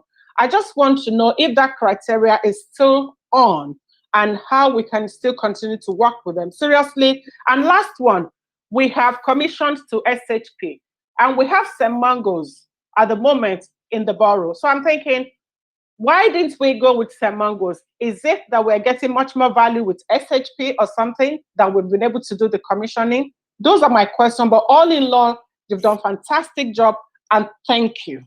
Thank you. I might go backwards with some of those. So with regards to the commissioning one and St. Mungo's, the amount of capacity within the homelessness sector has, Sabrina said, has really dwindled. What we found was that the GLA relied heavily on St. Mungo's to deliver the Pan-London provision. So actually St. Mungo's had no capacity to deliver anything separately for individual boroughs. So realistically, and Thames Reach didn't have capacity either because they were supporting the GLA, and they're your two major players in the borough, or actually in London. So single homeless projects were a good bet, in as they currently don't have any contracts in the borough, so they did have capacity and they could set up very, very quickly. So that was a really good win for us. Their approach is, I actually think it came out as a winner anyway, because I think their approach with accommodation-based services is a lot gentler, is a lot more, it's a lot more about sort of support and elastic tolerance, and I just found it a nice approach. So actually for me that worked really well. With regards to the Home Office, I'll let Councillor come in on the Home Office. That. But before we get loads of FOIs, we never, ever, ever shot people to the Home Office in Hackney. It's just we don't do it. I'll have another quick rant on this one, if that's okay, Chair, but I'll be brief with an eye on the time. But I mean, this is remarkably like their previous policy that was ruled illegal and struck down. The fact that they can talk about everyone in on one hand and then bring forward a policy like this on the other and not see how hypocritical and uncaring that is. The bit that gets me particularly angry is in the government statement. There's been quite a lot of press about this. The government statement says the idea is this is only used as a last resort after all avenues of support have been exhausted. But as we've been updating you tonight, as I think Sabrina's reaction neatly demonstrated there, they have shut down almost all avenues of support for rough sleepers with no recourse to public funds, and EU rough sleepers have slightly different conditions attached to them. It's just a nasty, nasty policy, and we won't be having anything to do with it happening. Sab, do you want to outline the local connection point that Councillor Etty was asking about, how local connection works?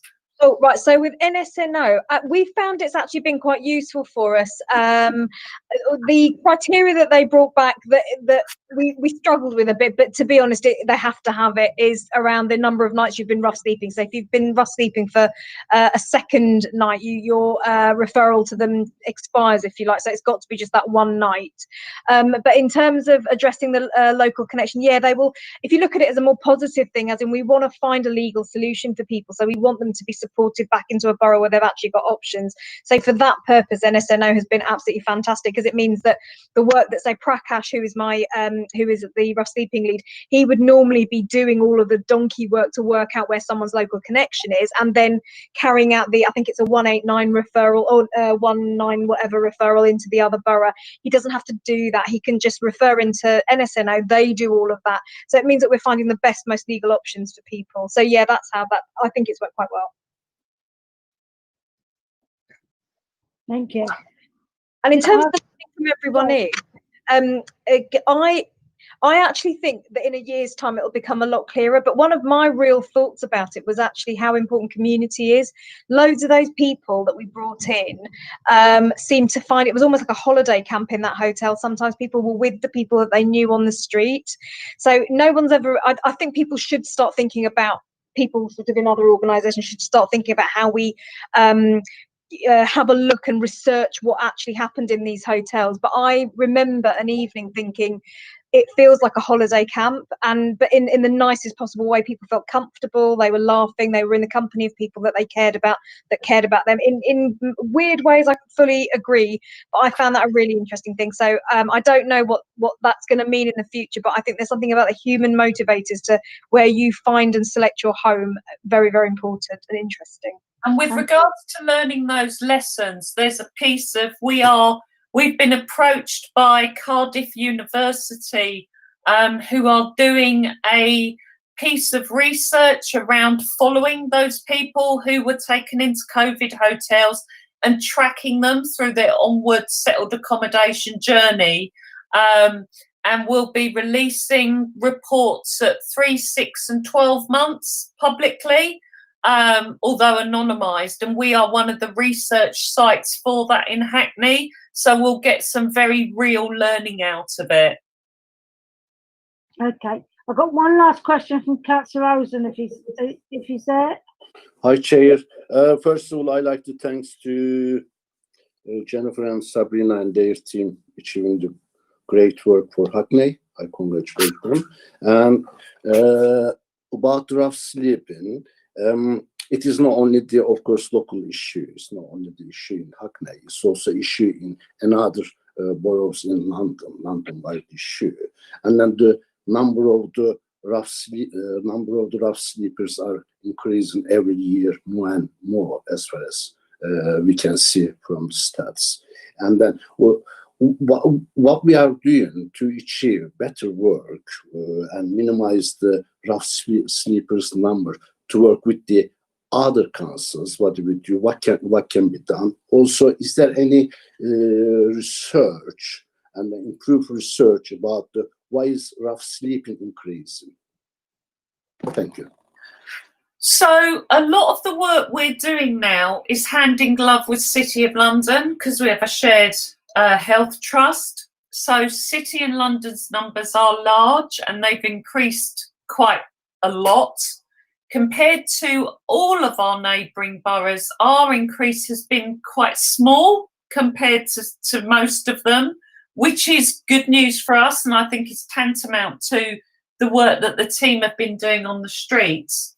We are also looking at sub-regional bids. So the recent bid that went in last week for the out of hospital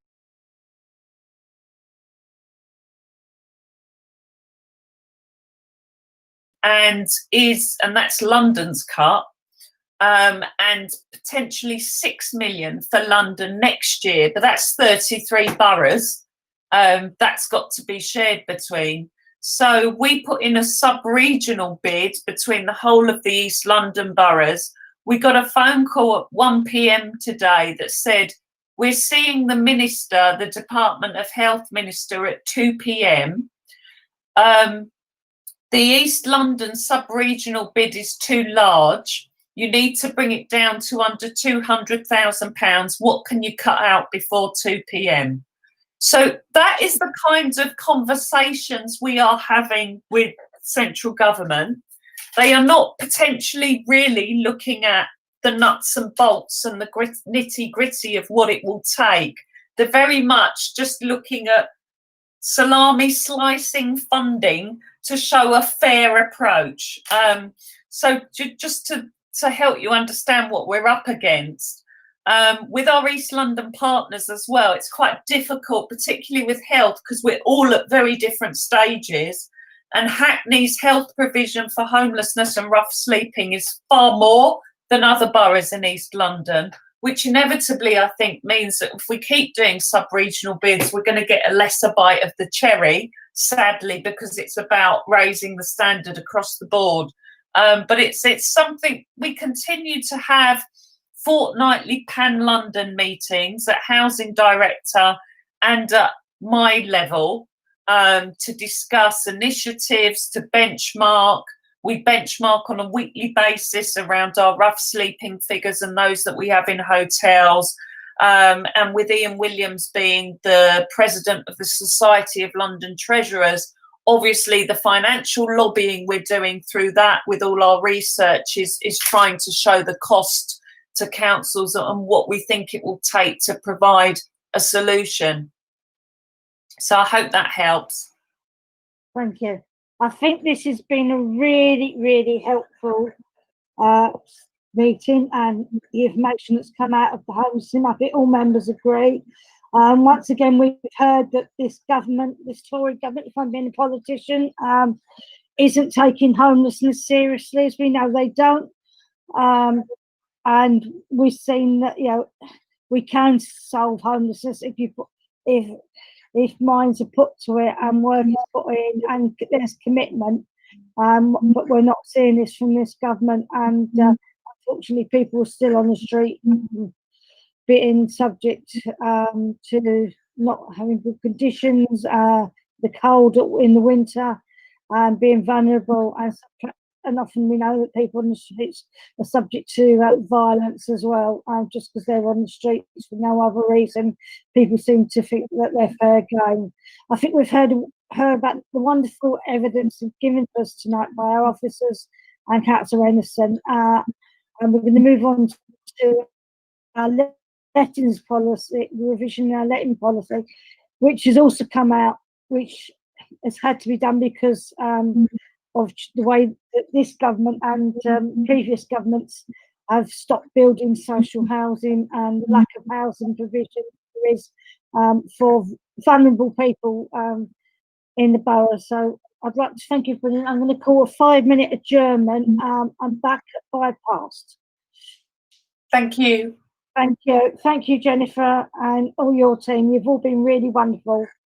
And if you pass that on, our thanks on to the whole team on this meeting. Will do. Thank you. You can do it off now, Sam.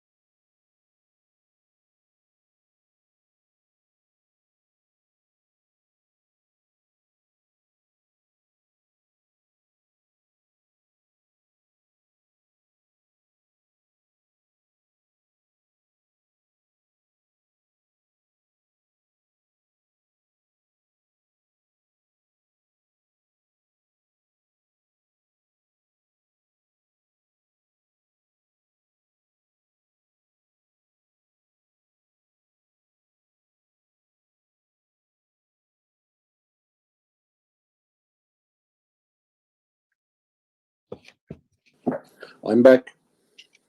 Okay.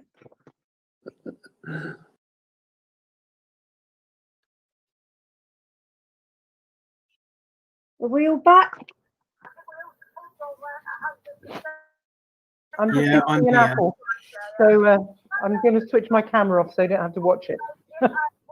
Chair, Yes. there's anything you can do about this, but a member of the public's just been talking to me. I put them onto the YouTube cast, but they're saying they don't know who people are. Right. Sorry. Yes. I I don't know how forget. you deal with that, because I mean we can all see the names and we know one Yeah. another. But That's a good point. Perhaps if people could introduce themselves when they're speaking. yeah, I forget there's people watching. yeah. I'm having a Um, conversation with Mario as well offline or online about the chat box, because it's not showing up on YouTube, but he's saying that it does eventually, something Right. like that. okay. Well, But I there's think we still nothing. have to be careful. Yes, I think we should be careful. Right. Okay. I think we should always be careful what we put in the chat box. Right. Okay. Let's start again. So we're now on to item 6, which is the lettings policy, which is being launched. The consultation is being launched today. Correct. Correct. Councillor Renison, do you want to introduce it? It's your baby, so to speak. I think I've got some slides to introduce it, Councillor Patrick, and I suggest, Right. given the time, that perhaps Yeah. we go through the slides and then I'll come in at Yeah. the end, where members will be. It's past 9, so to keep us moving. Okay, we're doing the slides and Ian's presenting them. And are you speaking to them, Jennifer? I will, Do you want Councillor. to say who you are?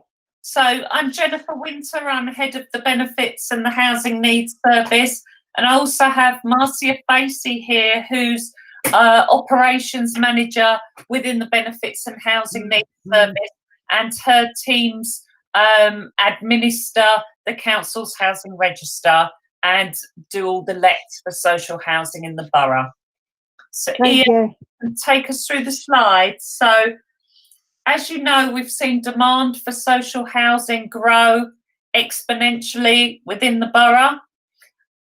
What we've identified is that our current allocations policy is no longer fit for purpose, and we're responding to a Mayor's manifesto commitment around reviewing how we allocate our homes to ensure the system is as fair and effective as possible, and making sure that those who are in the highest need are a priority. So we're radically overhauling the lettings policy as a result. What we've found is that piecemeal tinkering with the scheme over the years hasn't addressed a lot of the issues, has made the current policy quite difficult to understand and overly complex for residents particularly, as well as those of us who try to explain it. A big thing for us is ensuring that any new policy is not misleading and is not disingenuous.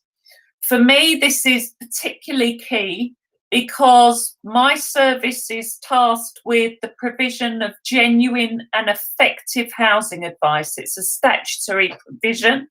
So any lettings policy, we would like to work within that remit so that it's not misleading or disingenuous. And what we've found over the past is that our current scheme has almost encouraged a race in behaviour to the bottom of residents feeling they have to show how disadvantaged they are to try and get into the urgent band of the council's housing register, rather than looking at themselves with a strengths-based approach and working from that basis. Ian. So we currently have 13,400 approximately households on the housing register. We've seen that the amount of people on the housing register increase quite rapidly, and also those with acute need increasing really quite shockingly. So from 18% in 2014 up to 34% now. So what we're seeing is more and more households who are homeless are presenting with multiple and complex ongoing housing and support needs. As you already know, the number of approaches to our homelessness department are increasing year by year, and have been up by 39%. We've got the highest amount of households, homeless households in temporary accommodation for a decade, at just over 3,300. And we have 183 households who are seeking a wheelchair accessible property. And last year we only had 4 of those become available. That's also an issue we're seeing with people who either require a ground floor, a level access shower, or level access throughout their property. We only saw 60 accessible properties become available last year, but we have 656 registered on the London Accessible Housing Register. So we're seeing that our current allocations policy is struggling. Next slide, Ian. So this gives you an example of the level of demand. What we are seeing is that for every 100 properties that become available in the borough, we are receiving roughly 11,000 bids, which is an awful lot of hope, disappointment and emotion contained within those 11,000 bids, because we have so few properties to allocate.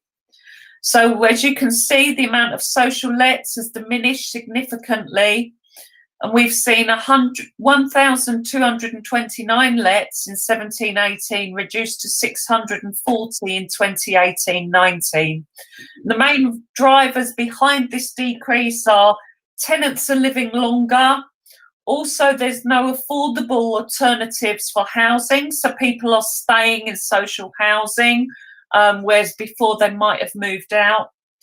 We're also seeing a lot of right to buy. Obviously, we don't get those units back, and also an impact from our regeneration programs as we have to move tenants around to demolish and rebuild their premises to bring them up to a decent home standard and give a better quality of life.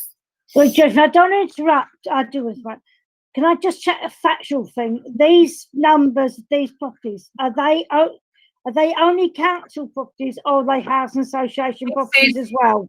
This is all social lets for the borough. So it's a combination of council and I think the 45 housing associations that we have in the borough.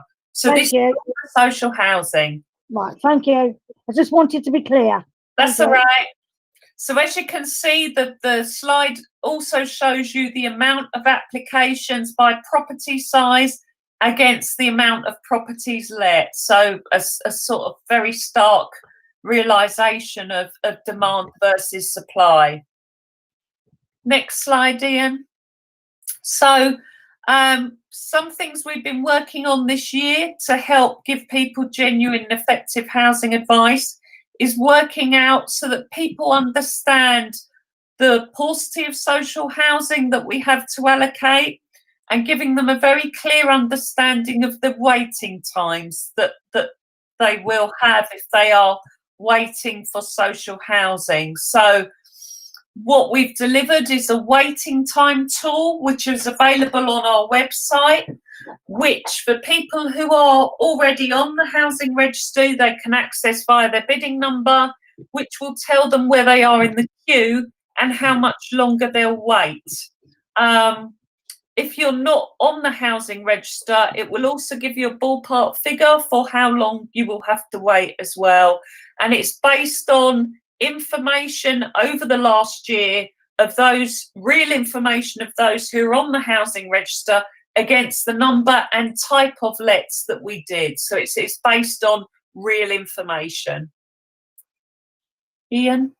So if the housing register had closed as of the 24th of July this year, this would have been the waiting times for you.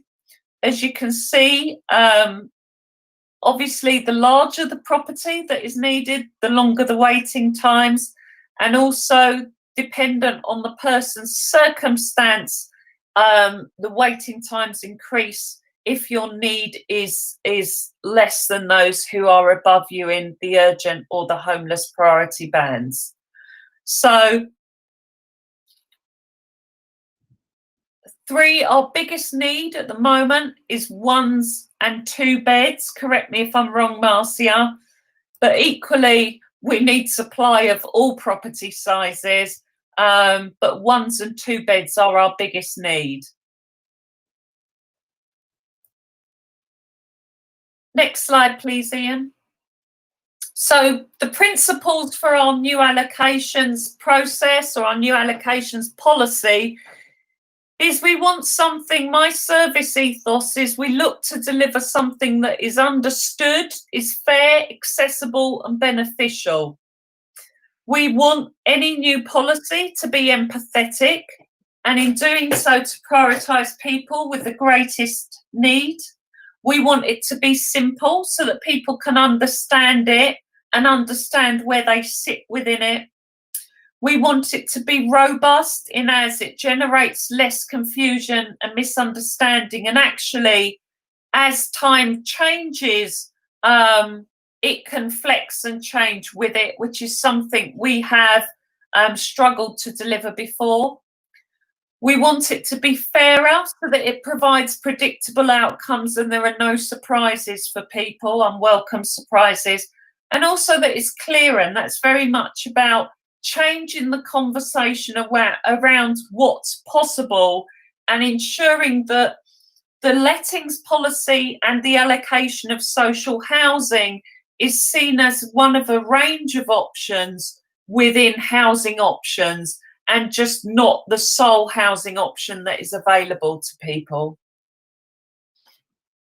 So our proposals, and as you said, Councillor Patrick, consultation has gone live today on this and runs all the way through to March. So residents have and organisations have quite, I think, 12 weeks within which to give us their feedback.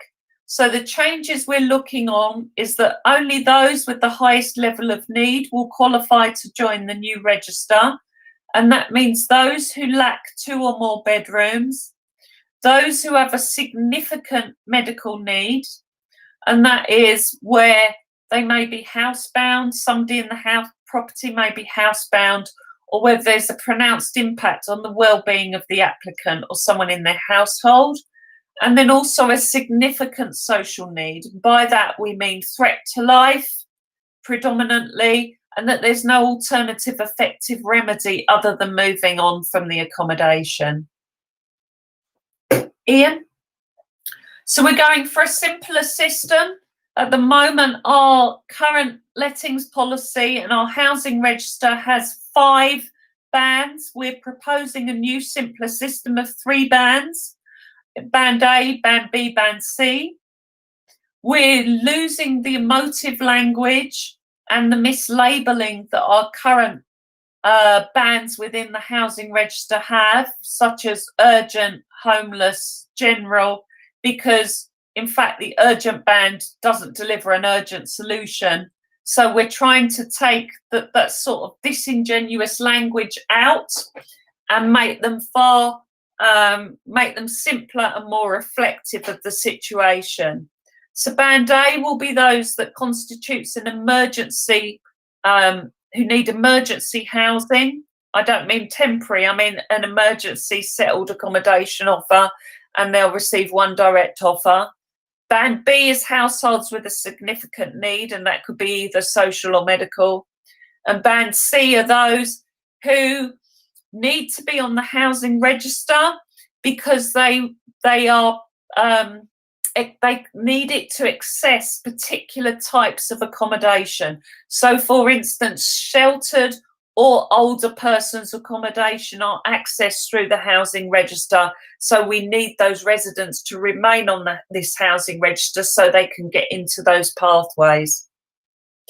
Choice-based lettings, the ability to bid for households in Band B and C will remain, but we are proposing an emergency one direct offer for those that are in Band A, primarily to speed up the lettings process, mean that properties sit empty for less amount of time, and also that if properties are rejected, they can go to the next people on the list quite swiftly.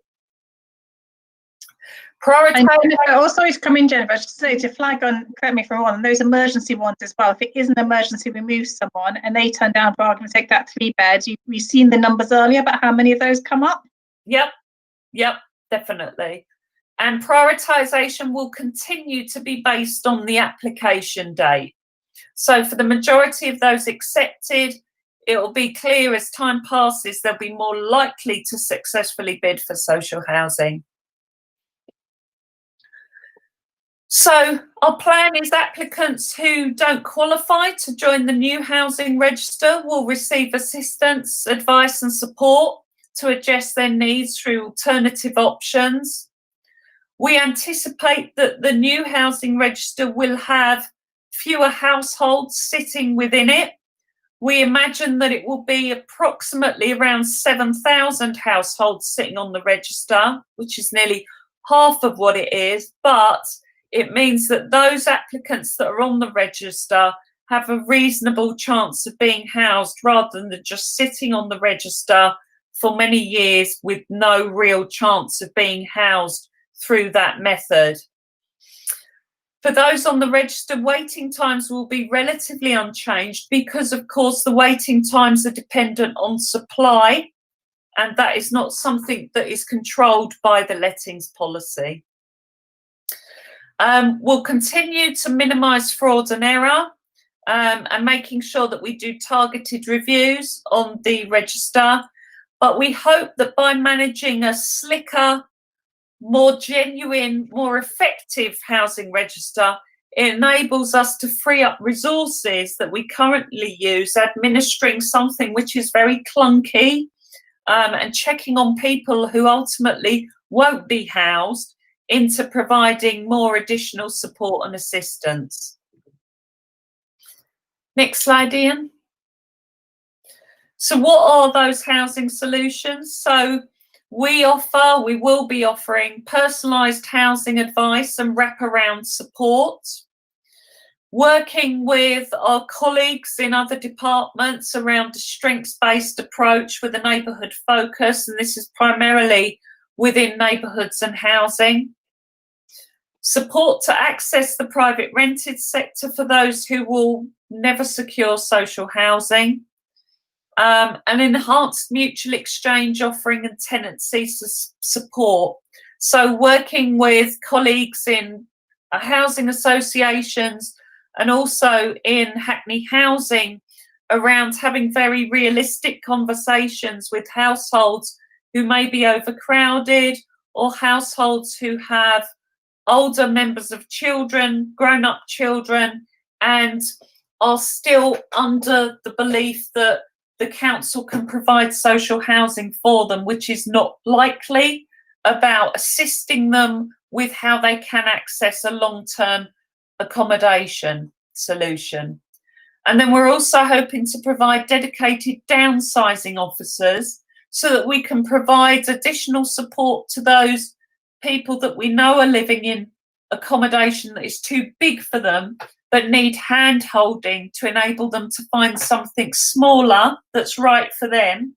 And also quite often through that, what could be a traumatic experience of downsizing if you've lived in a property that has been there since it was built, and you know the extra sort of support you need around making decisions with that, and then going through the whole removal process and resettlement process.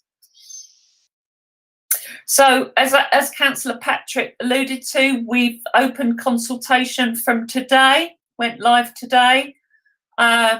We have sent a letter to every single household on the housing register explaining the details of the consultation and the process, and it will also direct people direct to the online form, and if they require a paper form, there's instructions on how they can access that. We're also doing more face-to-face and virtual sessions and online Q&A sessions, and we've also got an online consultation form on citizen space, which is available from today.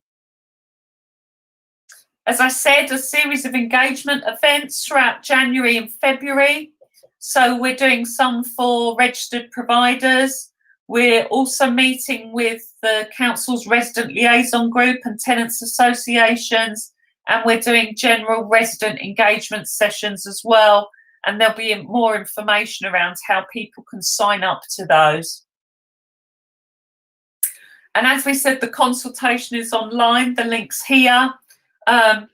Even if you just search Hackney Council consultation, it'll come up on the first page. I think we're at the top, so it's quite easy to find.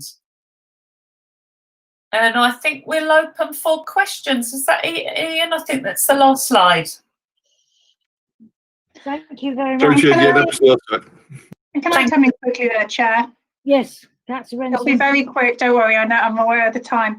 It was just sort of following on from Jennifer's presentation, to thank officers firstly for the huge amount of work that's gone into this. This has been a work in progress for about 2 years now, actually, with all the data gathering and everything else. And obviously, you heard earlier about the team's response to coronavirus. There's been you'll note many of the same officers involved who are involved in this, so that has set us back by a few months. I think it is worth being very upfront about this. This isn't necessarily changing who gets council rent property or social rent property. It is about creating a more honest and transparent system. And it's not easy. It's not easy going out having those conversations with people. But I think one thing we do have to, well, two things actually we have to bear in mind. I think one, doing nothing also has consequences. I think we all see the heartbreaking casework that comes in of households that have been waiting for years for a property. And actually their level of need means they'll be waiting years more. There are families that will grow up and their children will leave home before they reach their point on the list. And actually holding out sort of the false expectation that comes with the housing register, rather than being able to engage with them and work through their options and see what we can do to support them into alternative accommodation, we are not helping them. As Jennifer says, going back to her duty to help people address their housing need, that's not what we're currently doing, the list as it stands. And I think the other thing we have to bear in mind going into this, this is not in any way about savings, but it is about releasing money we can then invest. And if we want to invest in that enhanced support, we need to do that by releasing resources from elsewhere in the housing needs team. You've heard all this evening about everything this whole service does. We want to invest in this support, but members are well aware of some of the sort of further difficult financial decisions we're bound to face as an authority. We've gone through the coronavirus funding shortfall. We know we've got a fair funding review hanging over as likely to come the next financial year, sort of a further 12 million so estimated of savings to come out of that. You know, we can't take this decision in isolation. The service are trying to do the responsible thing and identify how they can free up that resource to invest it in going out and working directly with residents. And this is the means of doing that. I don't think there's a sort of have both option that comes out of this. So I'll leave it there, Chair. I appreciate members will have questions. Thank you very much, Councillor Emerson.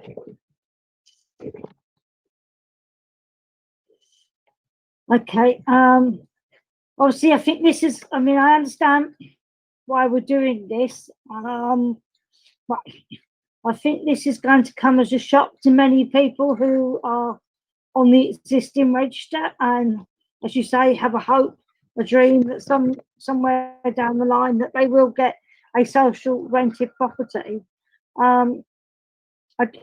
Perhaps you could, Jennifer could tell us about the support that's going to go in, particularly to people who won't be on the new register. One of the things that I know that people struggle with, particularly, is the cost of private sector housing. And obviously, people prefer a council house, but one of the things that stops people wanting, even looking at private sector housing, is the cost. The low LHA rates the fact that people are then forced onto benefits and can't look at getting off of benefits because they will never earn enough to pay their rent without benefits. It does seem to be, I know people see that as a disincentive. I know I've picked that up in casework, that people say to me, well, yeah, they've offered me the private sector, but if I just get the private sector, I can never come off benefits and I can't support my family working full time. I don't know if you want to try and answer some of those questions, because I'm sure they will be asked. That is a sentiment that we have heard quite a lot. I think what's really interesting is to see how those conversations develop, because what we have seen as a result of COVID is a complete change in the mindset of landlords. So previously, landlords in the main, private landlords, saw people claiming benefits as not an attractive proposal for a tenant. What we have seen as a result of COVID is a complete U-change on that, a complete U-turn. So landlords are now saying to us they don't want people in work because they see people who are in employment as almost less sustainable than people who are receiving benefits. And that is quite an amazing U-turn in behaviour we're seeing from private landlords, and that's only come out in the last couple of months. So I think we've got a lot of change that will happen in the private sector. I think also what's very clear to us is that for those people that are homeless and in temporary accommodation, the amount of those people that we have in work has shot up. We have 80% of all our households that are homeless in temporary accommodation are now in work, which is a greater amount than those who are currently in work in social housing, whether they're council tenants or registered providers. So there's a lot of change happening around economics and rent costs and the effect on people. I think it's our job to smooth the pathways and to make those conversations realistic. There are a number of housing schemes as well that people can look at who are already in social housing. So we offer Fresh Start, there's Seaside and Country Homes, there are a number of schemes. There's a number of mutual exchange schemes that can work within the council, but also work between, on a pan-London basis, but also between RPs and councils, housing moves, home finders. There are schemes where people can access social housing outside of the borough if they choose to do that. And we have had some success with people taking that option because it's worked for them. And I think this is very much around tailorizing to the individual's needs and that household's needs. You will find that many of the people who have been sitting on the housing register in the lower bands, general and reserve bands, probably haven't had a conversation about what they want from housing, you know, what their future plans are, where they see themselves in 5-10 years' time, and what's important to them. They probably haven't ever had that conversation. Some of them have been on the register for 20 years, probably haven't had that conversation since. They've just been sitting on the register, bidding patiently with absolutely no chance of ever receiving social housing. So by doing this, it enables us to free up that resource to have those conversations, those tailored conversations, housing advice conversations with individuals and their families. I just have 3 quick things to that, Chair, as well. I think we have to bear in mind that affordability is a discussion and something that affects people not on the register as well. It is an issue that affects lots of people across, not just across Hackney, across real growing space of the country now. We do have that LHA uplift we talked about, which does bring forward more options, particularly for those households we've talked about who are in work, so therefore not subject to the benefit cap. So we do have more private renting options we can look at. And I think the other thing as well, and something that members won't see coming through in their casework, that I get to see through working with the service is the stories or the people sharing their experience when we have had that conversation with them about private rented, what their options are and where they might want to move.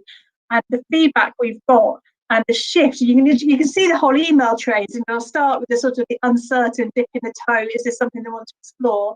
And you end with the, I'm in a new home now, my kids just started school, and just the transformation of getting that person the outcome that's right for them, rather than us just parking them on a list they're not going to get to the top of. So I'll just throw that in as well. Thank you. There's Councillor Ozen. Hi, Chair. Thanks again for the presentation. First of all, this is letting policy. Is it for only Hackney or other borough as well? I'd like to know about that. Secondly, it's not the question actually. We have communities and community members, residents who's got language barrier in Hackney, and then are we having any visual consultation on our website in different languages to meet their to sort out their language barriers? Also on that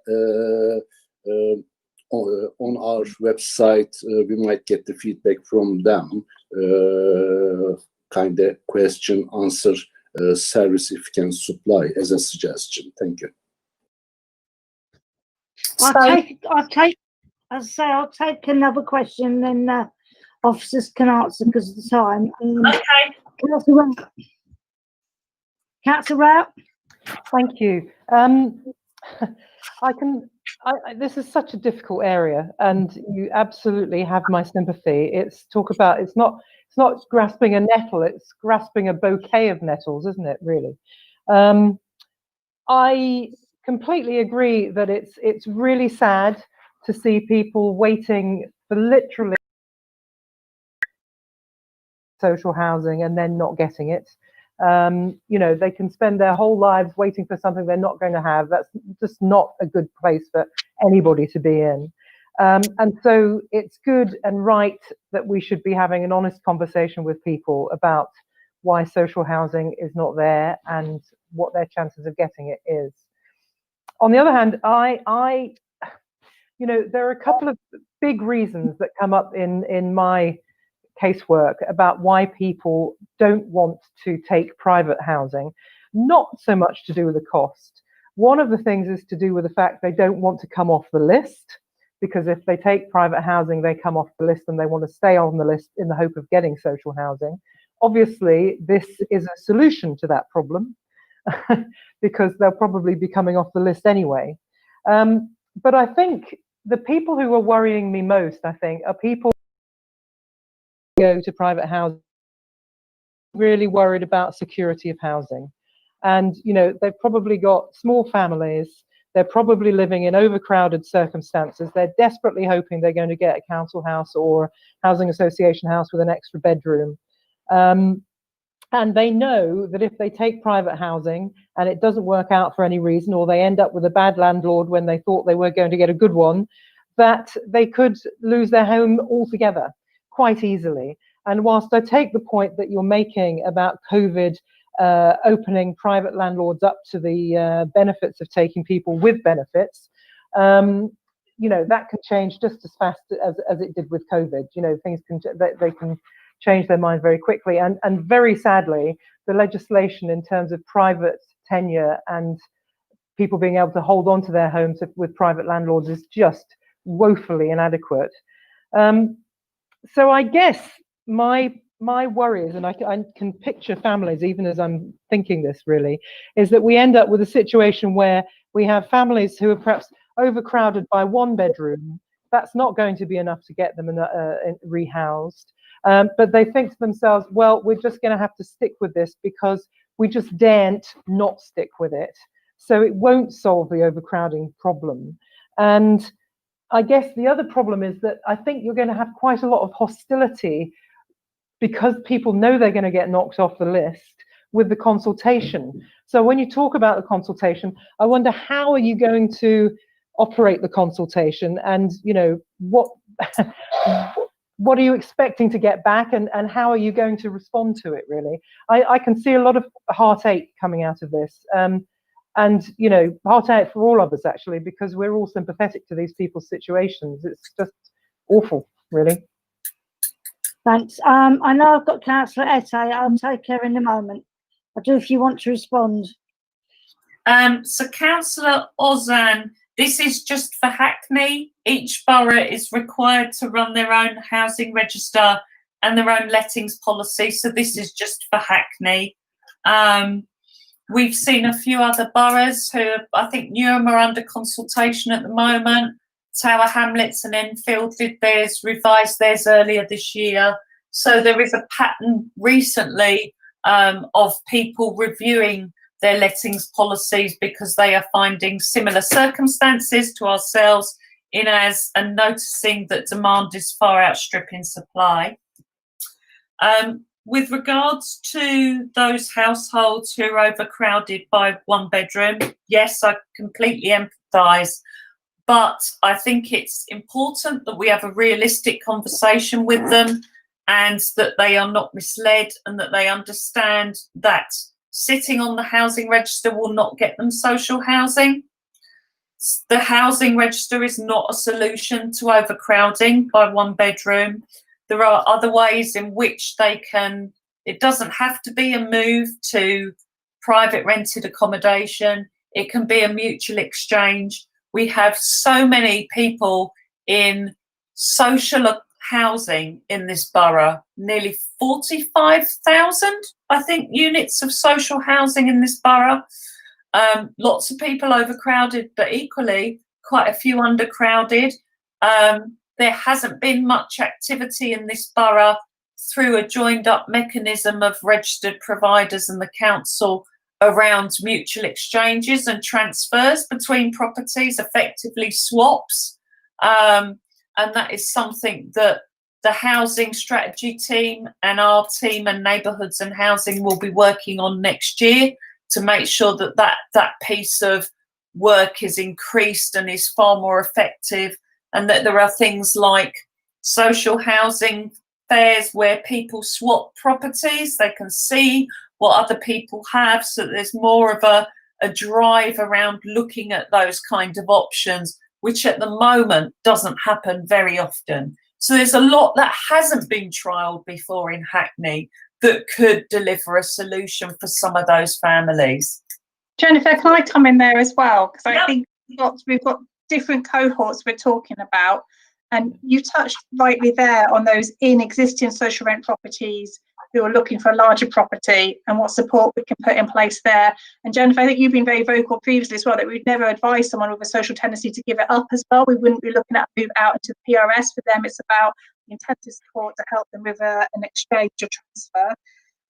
For those not currently in a social rent, they are in the PRS already. So I completely echo your concerns. I want to see long-term secure tenancies. But again, go back to that point of the conversations we have with people and the support we offer, letting them sort of hold out, if you like, that hope that social rent's going to come along and address their private sector housing need, when we know that's not the case. But what we can do is give them access to the specialist expertise. And it's amazing the property the teams do manage to source, even in the challenging situation they face, and to start that process with them. So I think it's just first sort of splitting out the two cohorts there. And then just the consultation itself. We have been really honest in the consultation, or I hope we've been really honest. We've not tried to mislead anyone about what this means. But what we recognise this will be difficult. We've written out to everyone currently on the register, so we know a lot of people will come back. A lot of people will express their concerns about the proposals, I'm sure. But what we want to do is we do want it to be a two-way conversation, and we do want to. I think one of the questions that I have to go back and check we've put out there is along the lines of, can we just carry on as we are? Because we don't think that's sustainable, and we don't think that's fair either. And so what we're really asking people to do is to respond to the consultations if they aren't happy or don't agree with some of the changes we're proposing. So, you know, if people have got a model they've seen elsewhere that is doing fantastic things, please point us to it. If they think we should be prioritising differently, please tell us. Please, it's just we feel that doing nothing is misleading and wrong in itself. And so we're really hoping the consultation unfolds as a conversation and people can come forward with suggestions. Else we risk just being in the same position a few years down the line, and more people, to be blunt, more people who have lost years living in accommodation, the hope that they're going to get that social rent that's not coming available. And that doesn't feel responsible either. Councillor Ette. Chair, pass. My question has been answered already. It's gone into Okay, Jennifer's Chair, You've got the double act of me and Jennifer both give quite long answers, so Can I apologies just for that. say in response to Sorry, Councillor I've got that when I first joined Hackney, Marcy, we do you want to, I'm Marcia did Face, you the want to, operations manager in Benefits and Housing Needs Thanks. Service. And in regards to the downsizing, we had a team dedicated to downsizers a few years ago, which has slowly been eroded because of various duties that have come online. And they were very successful in hand-holding. And we used to do about 158 moves a year. And that was with 4 officers. And that was working alongside the RSLs. And they would work with us quite closely. And that's something that we're going to be setting up. We're meeting again in January to discuss how we can work closely together, because it did work previously. Thank you very much for that answer, Maria. Thank you. I've got Marcia. I'll take Councillor Lynch and Councillor Rat, and then I'm going to close this because it's tension. I've got a question that probably in the policy it says that you go on and you will by date. Is there any way? It talks about reviews, but I didn't know whether the review is about a review in your circumstances, or is it deemed that your circumstances are what they are? So if you get even more overcrowded, I suppose. I don't know. I mean, yeah. So yeah, if you ever change of so for instance, because it's taken so long to be rehoused, if you're sitting on the waiting list and after 2 years you're still waiting to be rehoused, we would expect we would carry out a review. right. And also if you're in the band B, whereby your circumstances might have changed, you might have had an additional child or something else has happened, or we haven't reviewed it, we would then notify you to say you need to review your current application. Thank you. I've got Councillor Lynch and then Councillor Rat. Thanks, Chair. My question is that obviously one of the reasons we're in this situation has been the rise of right to buy. My question is that are we going to be a lot stricter on people in terms of that they're going to have to accept tenancies with registered social landlords? Because I don't want to make assumptions, but there may have been situations where people are holding out for a council tenancy because of the option for right to buy. And also, do we track those people that have submitted information to say that they are in an urgent housing need, but then maybe a few years later have been able to do right to buy? Good question. One for you, Marcia, I think. Well, because we do review, I don't do any tracking on the right to buy currently. That's not in place, and that probably would cross over with Hackney Housing, tracking when a tenant has put in a right to buy and they've come down the homeless route or whatever route they've come down. So that's a piece of work. I think there is some of that work that goes on in housing with the audit and anti-fraud team as well. It doesn't involve us directly, but I know that there have been far more right to buy applications refused this year than previously, and that is part of that work. Sorry, Mel. That's all right. What was your other question? I think it was, you said you're working with registered social landlords as well. Is that if people are going to they're not able to refuse a registered social landlord tenancy, that they'll have to be made aware of their expectations that social housing isn't just housing provided by LBH, it's also housing provided by our, was it 44 other registered social landlords? So I just wondered if we're going to tighten that a little bit more. Right, so we actually do that now. So every homeless applicant, when they're made an offer, we send out what we call an offer letter, and it lists out all the statutory requirements and that if they don't accept this offer, it's a reasonable offer, then the council can discharge duty. So that piece of work actually is happening now. It could be any social housing. That officer will then attend the viewing with the homeless applicant, and usually it's quite successful because they say if obviously they accept it, if it's not suitable, they can request a review after they've accepted the property. But we just say it's social housing, regardless of who the landlord is. I would say I think that's reassuring for those people that, you know, just in terms of the consultation for the people that are viewing potentially, is that I think residents will need to have that reassurance. Yes. I think the amount of people who only bid for council properties as opposed to all social housing is not great. It's quite minimal. I think the bidding, you see people are bidding more for registered social properties as well as council housing now. I think you would find it more with someone who's already a tenant that would want their social tenancy, rather than if it's an RSL, they'd probably want a Hackney housing tenancy. Yeah. So it's people who have existing social tenancy that will have that behaviour. That's just because they see our housing as superior. Councillor Rapp, you did come in, but I'll allow you one more. Yeah, no, actually, I left my hand up for too long. I just wanted to say to everybody, thanks ever so much for some really, really good briefings and really clear answers as well. It's been really illuminating. It's my birthday, so I'm going to excuse myself now. Okay. Happy birthday, Penny. Happy birthday. Happy birthday. Bye. Bye. Yeah, I always say happy birthday to her because this is our last meeting for the year. At least something to end on a cheerful note. Oh. Thank you, Councillor. Happy birthday and enjoy the rest of the day. Thank you very much. Thank you for coming to the meeting on your birthday. Councillor Ozen, did take you before.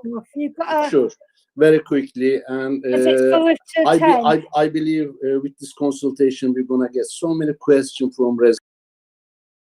And then, as I mentioned earlier, second part of my conversation, is it possible? Would you be considered about visual consultation in different languages? And I believe we will get the resident will get will get the very clear picture about the consultation, and also I believe we will get very creative feedback from them. Thank you. Yeah, it's a good. Yeah, it's an idea to translate into perhaps some of the community languages. I think this has been. I think we all know why we're having to do this consultation, and that there is such a drop in social housing because of the cuts to council house building by this Tory government and previous has decimated. I know Hackney is trying to build council housing, but unfortunately, there's no money coming from the government to do that, and we have a limited amount of money that we can use to build new council housing. I know if the money was there, we would build as many council housing as the money would let us. I know the Mayor and Councillor Anderson to build more, and I'm sure all members would. I think it's a sad day that we can't build as much housing as we want.